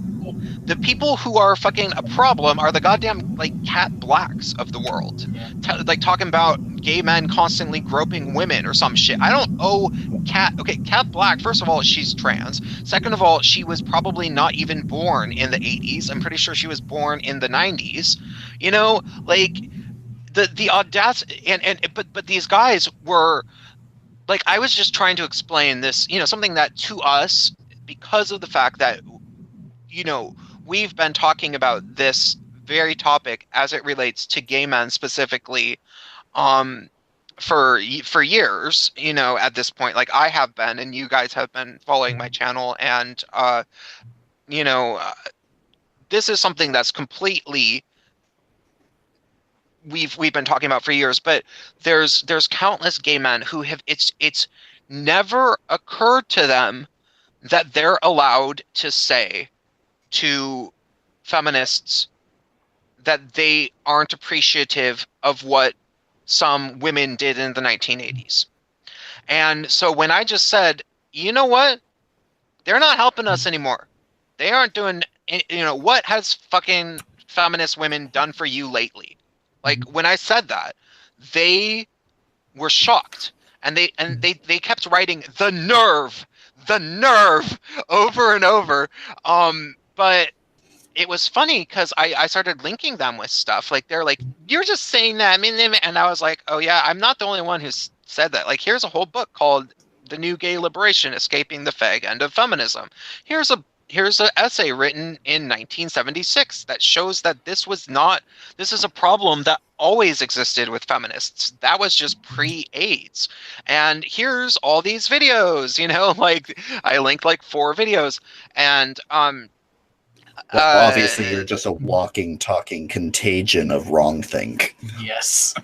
Well, the one guy was really persistent about trying to like sort of argue, but he just his arguments just didn't make any sense. Like he just really wanted to defend women and thought that I was attacking women, and he couldn't get it through his head that not like okay. What it really sounded like from this guy was that he really felt that gay men owe women for what women did for gay men, or for what like lesbians did for gay men during the AIDS crisis, and that like I don't know, if we're ungrateful, then they're gonna fucking throw us in the trash if it ever happens again or something, like they're gonna be like, that Prince of Queens guy was pretty ungrateful, so fucking you're on the streets, you fucking dying sickly gay man, hope you enjoy your AIDS. I mean, like you are banned from the official lesbian sewing circle. You will not be included in our quilt of remembrance. yeah. I just gotta ask, dude, who actually thinks that any of these feminists would even be there for us if shit really hit the fan? Yeah, I don't think that they will be. No, that's the fucking thing. They weren't last time. The feminist organizations actively wouldn't care. There were feminist organizations saying this is a thing that's affecting men, therefore we don't care. And lesbians, apparently a number of lesbians split off from greater feminist organizing to take care of gay men because somebody needed to do it. Like, well, I know my mom did it. And she's not a feminist or anything. Mm-hmm. If anything, she's like against like some of the shit they pull now. Yeah. So why the fuck would like these are fucking women that are so incredibly selfish that when as Derek, would you describe your argument regarding the responses? It was in your video. Which one? I mean, which I mean, when you got to the point when you talked about how women only care about men's issues if it's a means to their end. Right. I mean, this is kind of there really the greater controversy is like Thoughtgate, and it's an accusation that's basically thrown at femRAs really commonly, like and it's this idea that basically all women are gynocentric. And then the idea is that the only woman who's not engaging in gynocentric behaviors is the woman who's not alive, not breathing.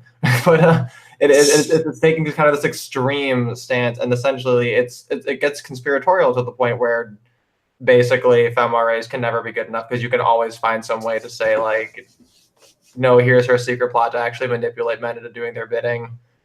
that's one way. Now, sometimes the accusations kind of do have some meat to them, so it's all just a total case by case thing. So I guess in a general sense, I'm not exactly sure where to go with it, but the idea is there's a conflict of interest, and a lot of men are very, very distrusting of women who are helping out in men's issues, and they have they have good reason to be suspicious. Oftentimes for the same reason that women might be suspicious of men who are trying to be good male feminists. It's basically that. It's basically how you have that trope about how male feminists are like awful. And it's kind of a flip where it's like the women in the men's movement similarly are a little bit distrusted. And for the men in the feminist movement, what's projected onto them is stereotypically bad male behaviors, that they're creepy or sexually weird or whatever, like those kind of things. And then what's projected onto the femmes because they're women is that they're greedy, basically, and manipulative and two-faced or whatever. Yeah, there was something great though that you said. Like you said, you got very mad, and you said it was something like these are the typical arguments against. Oh, because your video was about this, the guest video for my channel. You said the typical arguments if feminists could end the men's movement anytime if they actually put their money where their mouth is and started to actually advocate for gender equality. And yeah, because they could just use that as their weapon forever. They could just say, hey, look, we solved your issue. You guys do nothing, right? Because that's the setup right now, but they don't have the empirical evidence to back it up. In any way. And one of the things that you said was, and I forget the exact point that you made, and so I want you to remember, because you're the one who made it. But when you got very angry and you said, "This is the most soulless argument that somebody could possibly come up with," do you remember what you had said at that moment? I mean, all I can kind of do is just reconstruct it. The idea, I guess, is there. The issue is that when you make the argument, no, we care about men too, like you're acknowledging that the issues are real, right? And the whole situation of it, and then it becomes a matter of like a pragmatic thing of like who's doing it better or whatever. But then they just drop it at that point. It just gets totally dropped. Like the whole concept of them being helpful to men isn't a thing. You know what? It might be this too. Like men are constantly told, why don't you express your emotions? Why don't you ask for help? Why don't you seek help and things like that? But then the moment they do, like the help's just not fucking there. And like that's even shittier than not helping someone, is to like hold your hand out and be like, no, here, like I'll help you. And then like to just not do it. I don't know. I mean, there's so many ways that it's just hypocritical. But I mean, in a nutshell, it's basically feminists like talk this big game about being all about gender equality. That's the premise of all three waves of the women's movement, yet they've done fuck all about it, and they don't seem to have any argument that proves this claim that women have ever had it worse. Yeah. Well, okay, so that was tangential. I was hoping to get you to remember a specific point that you made, but I guess sorry, I can't. Your No, I just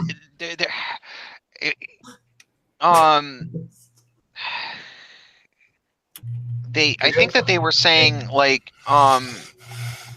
that. Okay, well, regardless, back to the conversation about the thread. So I think that this guy just, it was as if he had been so thoroughly emotionally blackmailed by the feminist women in his life into believing that not only that feminism and women were completely inextricably tied, and that all women are feminists. They just don't know it yet if they think that they're not, or whatever the fuck feminists told him, because feminists will say that. They if there's certain feminists that will totally say all women are feminists, and all feminism, feminists did a lot for gay men. gay men owe feminists, and you better be thankful or else. And he thoroughly apparently has been indoctrinated into that mentality where he is scared of like, like it would be like making if he came home with a bad grade and his mother started crying, he doesn't want that to happen again, basically. That was that guy. And then there was some other cunt that came in was like, I remember this Prince guy from other conversations. All these people have blocked him. He's such an asshole. And all he would do was talk about me. Like, he didn't actually talk about what we were talking about. Like, we were not talking about meth anymore. He was just saying some shit about me and some other. He's like, you're always like this. And I'm like, yeah, I know. Yeah, because I care about things. Will you shut up? I'm trying to talk about, like, this meth problem and how we're gonna solve it. And he's like, but you always did it. And I was like, dude, leave me alone. I don't want to go out with you. Your issues are getting in the way of my rant, my feelings. Well, no, he didn't even want to actually talk about anything besides me. He wanted to, like, his entire point was like, oh, look, here's this Prince guy again who has convictions, and I want to say that I disagree with him, except for I'm not going to say what I disagree with him about. I'm just going to say, fuck this guy.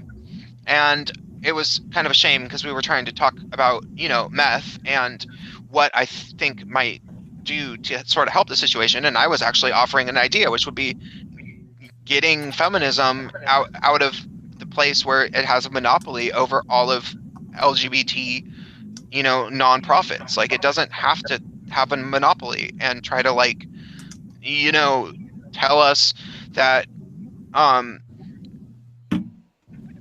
yeah, okay, so those were those two people. But the person whose timeline it happened upon is, he at first he said the nerve, like he was like the nerve, but that was pretty much all he said.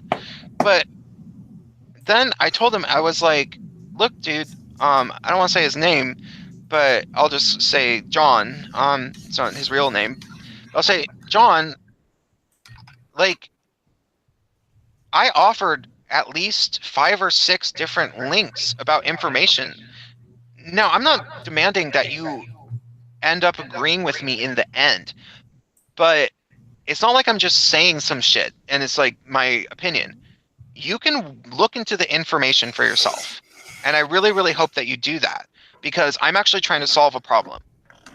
And you're just sitting around complaining about how there's guys destroying their life with meth. And I agree that that's a problem. But I'm at least bringing a lot of information to the table. And one of the things that I have really concluded is that feminism is one of the problems in the gay male community that I think is leading guys towards this this hopelessness. And people abuse drugs when they're hopeless, like when they don't feel like they have anything else going for them. Fuck, I went to the ocean a month ago or so for a vacation for 3 days, and we drove there and we stopped in a few towns in Washington State, and let me tell you, those towns, those poor towns on the way to the ocean, methville.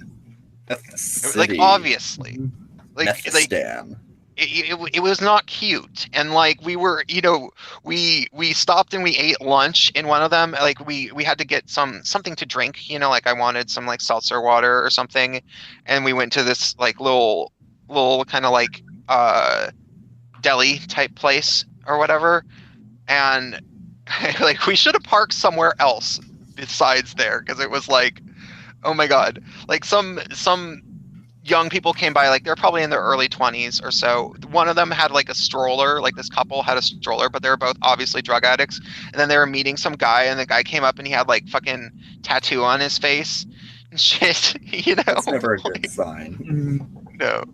Unless you're stitching. The only thing worse than like a face tattoo, well, no, Okay, maybe the face tattoo is the worst. Although I did once see a morbidly obese woman who had this really large rose tattoo. I mean, like about I'd say 12 inches across on like the lower half of her neck and the upper part of her chest, going down to the cleavage line. It was just really. I don't know what could possibly have made her think that was a good idea. Are you sure it wasn't just like maybe like a red circle or like a design, but then she just got like wrinkles and like bad like multiple chins that made it like a Oh, rose? No, it was an elaborate filigree with roses and ivy, and I mean it was a whole thing. I mean, she clearly spent a lot of money doing And that hideous thing to herself. if I was a land whale and had like big fat rolls, I would just like get the ocean tattooed across my torso. You're pretty close, Derek. You're quite heavy. I'm pretty chubby actually. I'm getting fatter. Dude, I ate a whole pizza a couple days ago and I didn't even like feel acidy, that's a bad sign. I gotta change. I made 2 great nutritional changes though. I bought these chocolate bar things and gummies. I bought chocolate and gummies so I can be more healthy by eating chocolate and gummies. Took the first 2 steps. Katz is a nurse. He can verify that these are good steps. Yes. Yes. Or This is not. medical advice. Yes, you should totally eat different candy instead of just not eating the candy. Have I told you guys As up to explicitly? 100. So I what want did to you- stay on topic a little bit though, because have I told you guys Yes. explicitly my step 1 solution for gay men to like stop fucking abusing the substances? No, like, I don't think so. because No. I don't have like I don't have 12 steps, but I do have step 1. And it came from reading that Huffington Post article, the gay loneliness epidemic is what it was called. And it actually wasn't a bad article in the way that it at least covered a lot of the bases in terms of gay male issues and what they are, and admitted that we are facing a particularly rough time in the current year. And nobody really knows why. And they had said that they thought everything was going to get a lot better when marriage equality passed, and then it didn't. And now people are starting to like, you know, scratch their heads and think like, what's going on? And so they brainstormed a bunch. Of course, they never said, could it possibly have something to do with the fact that gay men are, you know, shamed from within because feminists control our realities and shame us for being male? Like, could that possibly have a negative effect? Gee, they didn't ever Never. say they didn't say that. But one of the things that they did focus on, and this okay, so like obviously get rid of feminism, that would help. So that would be step 1. But I even came up with step 2. And step 2 is not just something that it's not sort of independent, but it coexists with on the continuum of getting rid of feminism, in the way that it is advice that feminists will never tell you. They will never give you this advice, and they can't give you this advice because they're fucking women. This is the advice.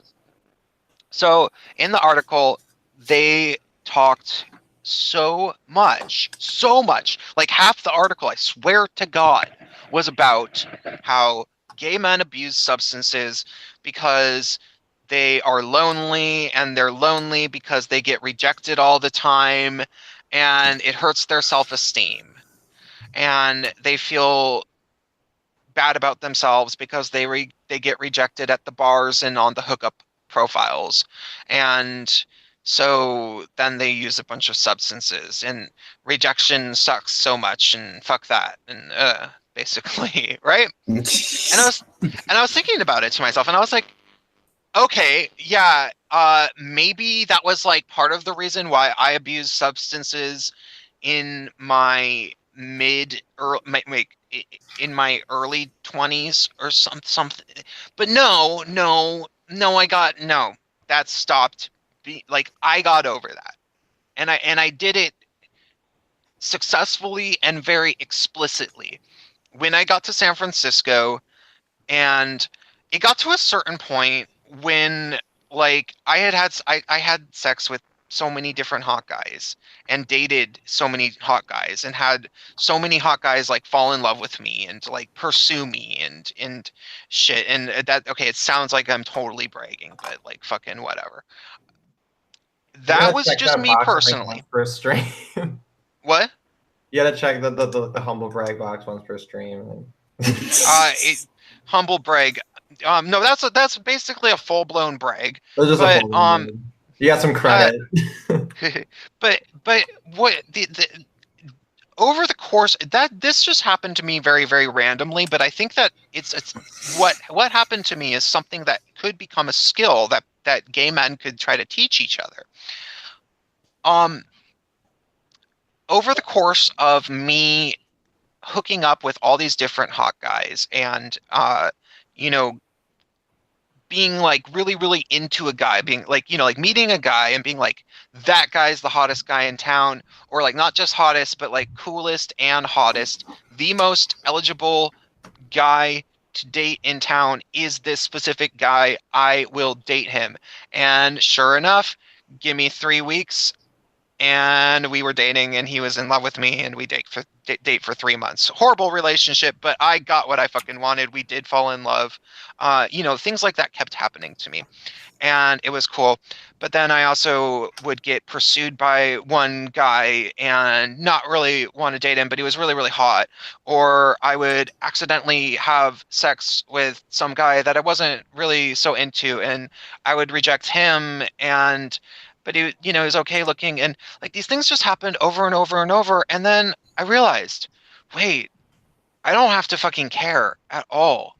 Like I really, really don't. I don't have to have any of my self-esteem riding on any of this stuff at all, ever. Because sometimes these guys get like really butthurt. Like if I don't want to date them, Pun intended. they'll,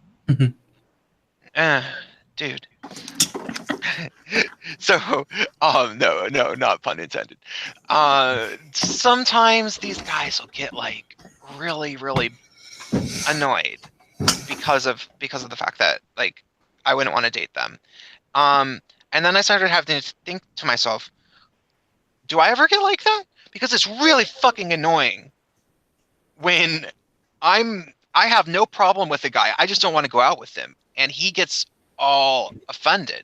Like that's so irritating. So if I ever do that to other guys, what kind of annoying, horrible hypocrite am I? I'm going to have to excuse myself for a moment. Yeah. Oh, he's just left. So I realized that I would be a horrible, horrible hypocrite if I were to be horribly offended by rejection and yet also be rejecting guys. So then I decided to care about neither. So I decided that if a guy decided to hit on me and I wasn't into him, then I would say, no, I'm not particularly attracted to you, but then give him the benefit of the doubt and assume the best and that he isn't going to be horribly offended by it, and maybe we can be friends.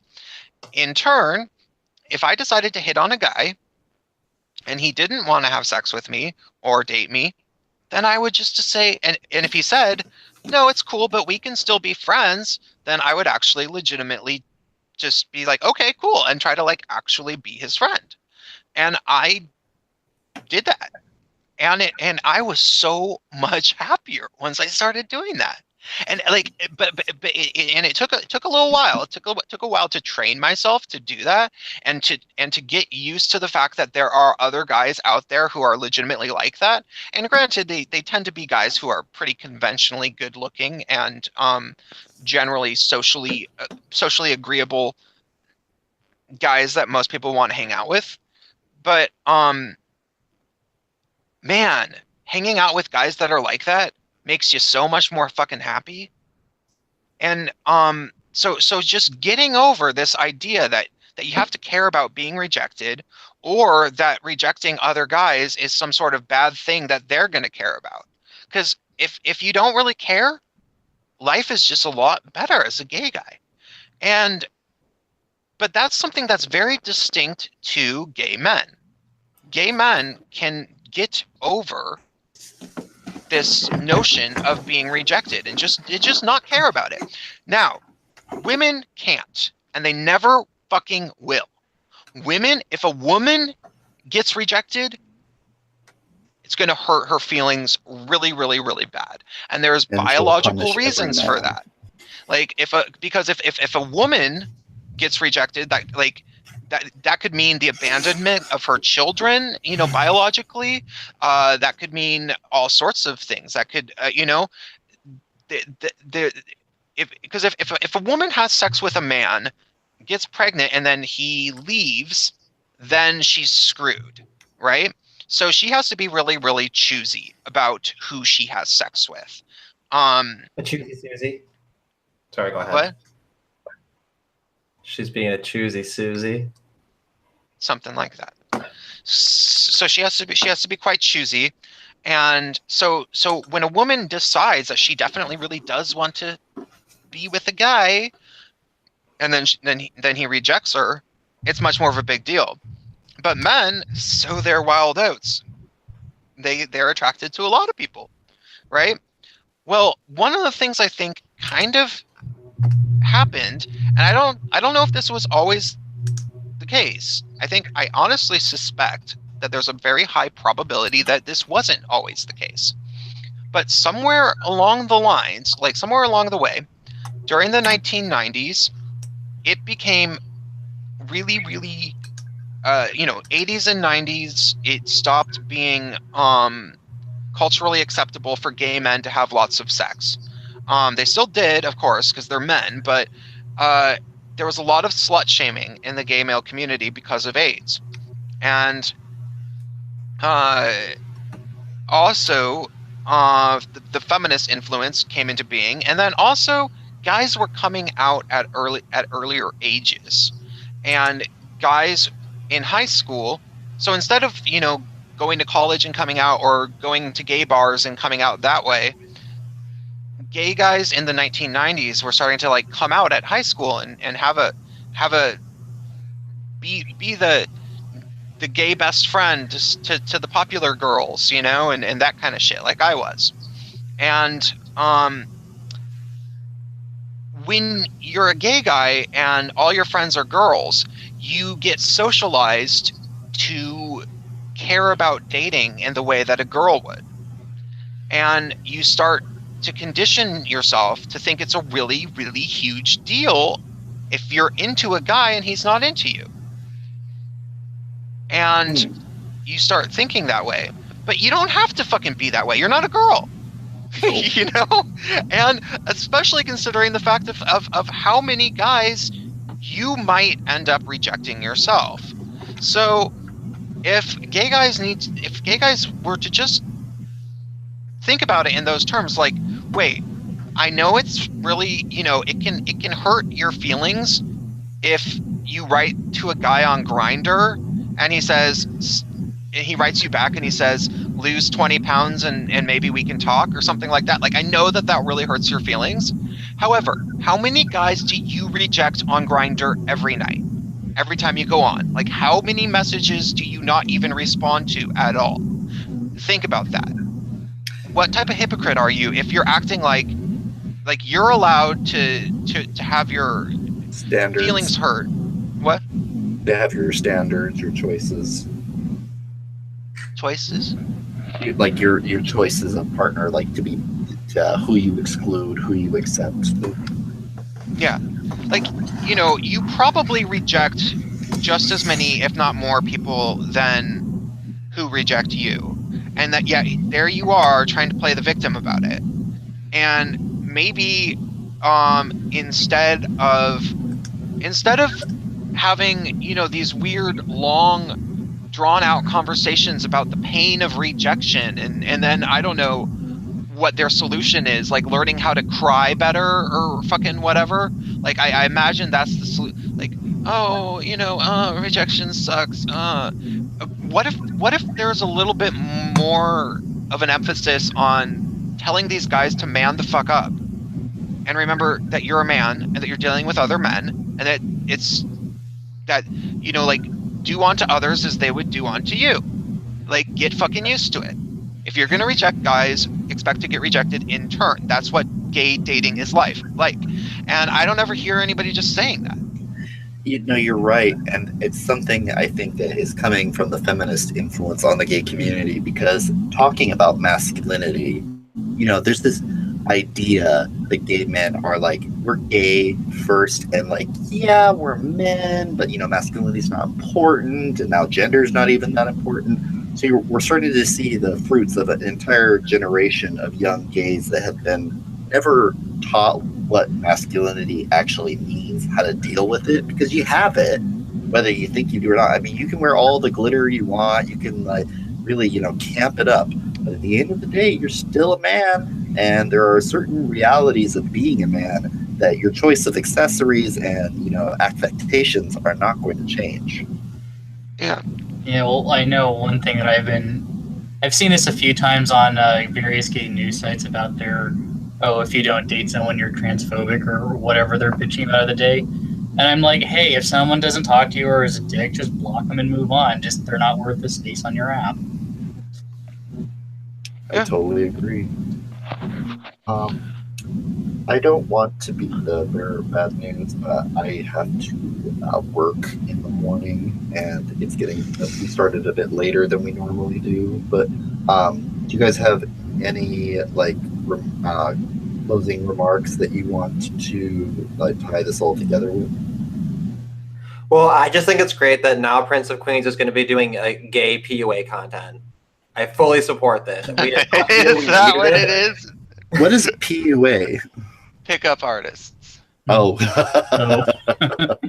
Yeah, it is kind of vaguely like, well, okay, so one of the things that the pickup artists are apparently very misunderstood, and I know this because I saw so when people think of the pickup artists, they think of Roosh V, but apparently everybody in the entire world hates Roosh V. Dude, even Roosh V is misunderstood. Even I don't hate Roosh V. Okay, Roosh V.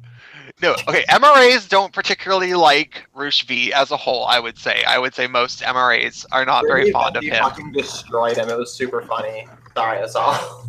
I saw clips of that. Oh my god.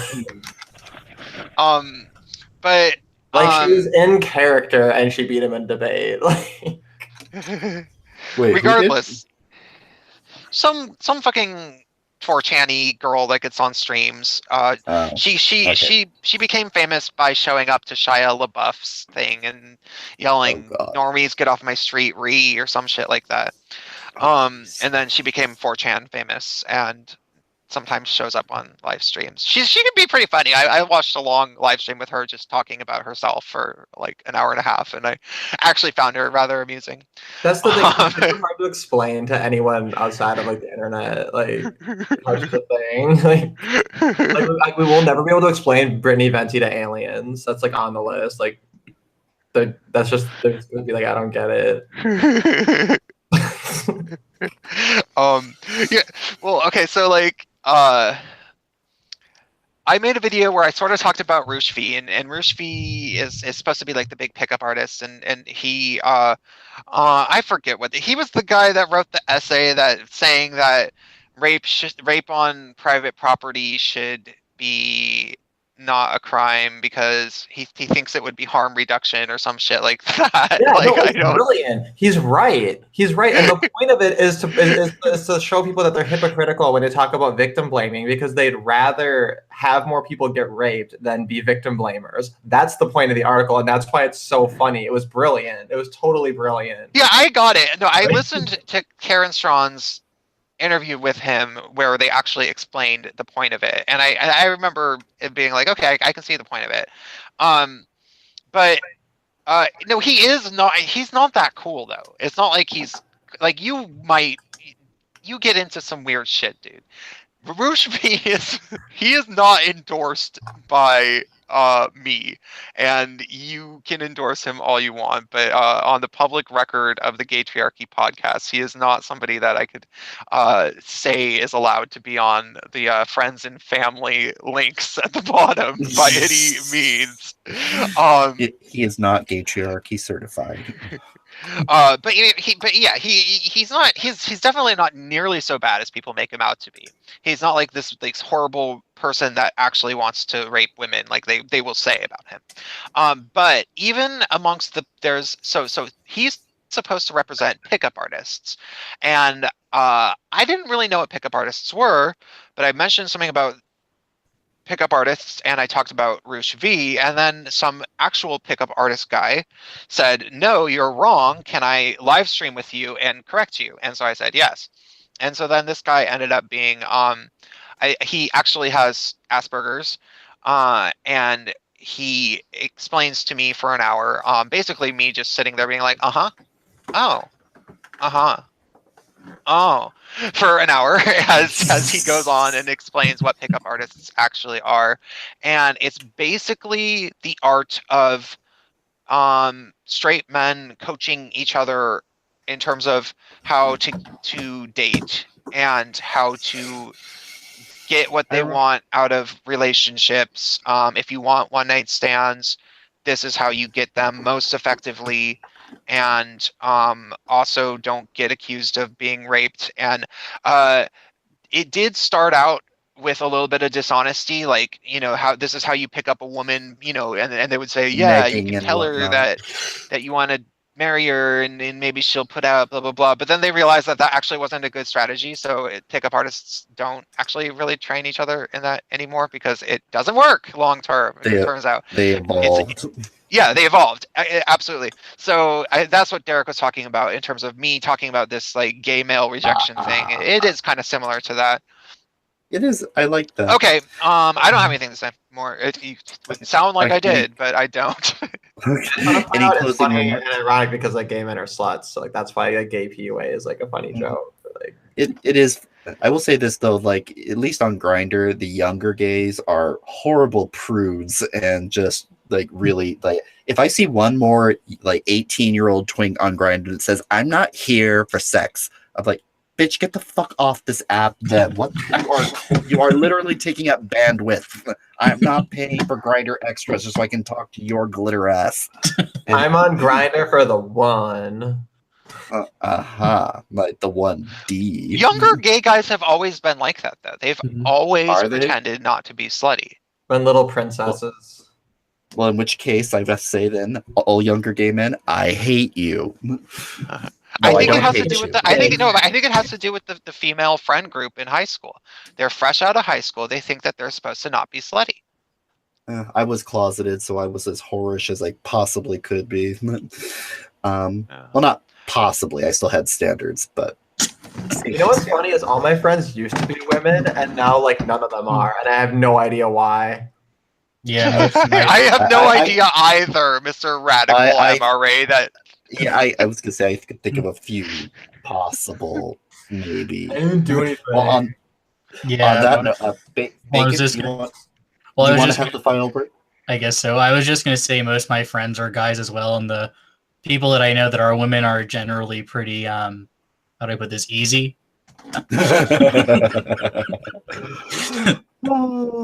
So yeah, it's basically my family's always been have your standards and use a condom. Okay. That's sort of been my when I came out to my parents, their first question wasn't like, "Are you sure?" Well, they said, "Are you sure? Are you sexually active? Are you using condoms?" I'm like, "Yes, yes, yes." I'm like, okay. And on that note, thank you everyone who came here tonight. I promise. I don't know if we'll be doing this on my channel again. Prince, when does your channel get back? It's going to be a little while. You're appealing the strike, right? Yeah. I mean, the appeal might have even gone through. For all I know, I just haven't even been on email today because I'd have to go through my phone, and it's a pain in the ass. It is. Okay, well then, if Prince's channel is still non-streamable. I promise a much smoother process because I myself might have migrated to a PC and I'm still it should be the same, but it never seems like it is. So it'll be better next time, I promise.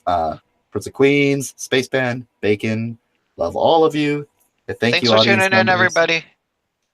All right, Thanks for peace. having See you me. next Friday. All Bye. right. Bye. Bye.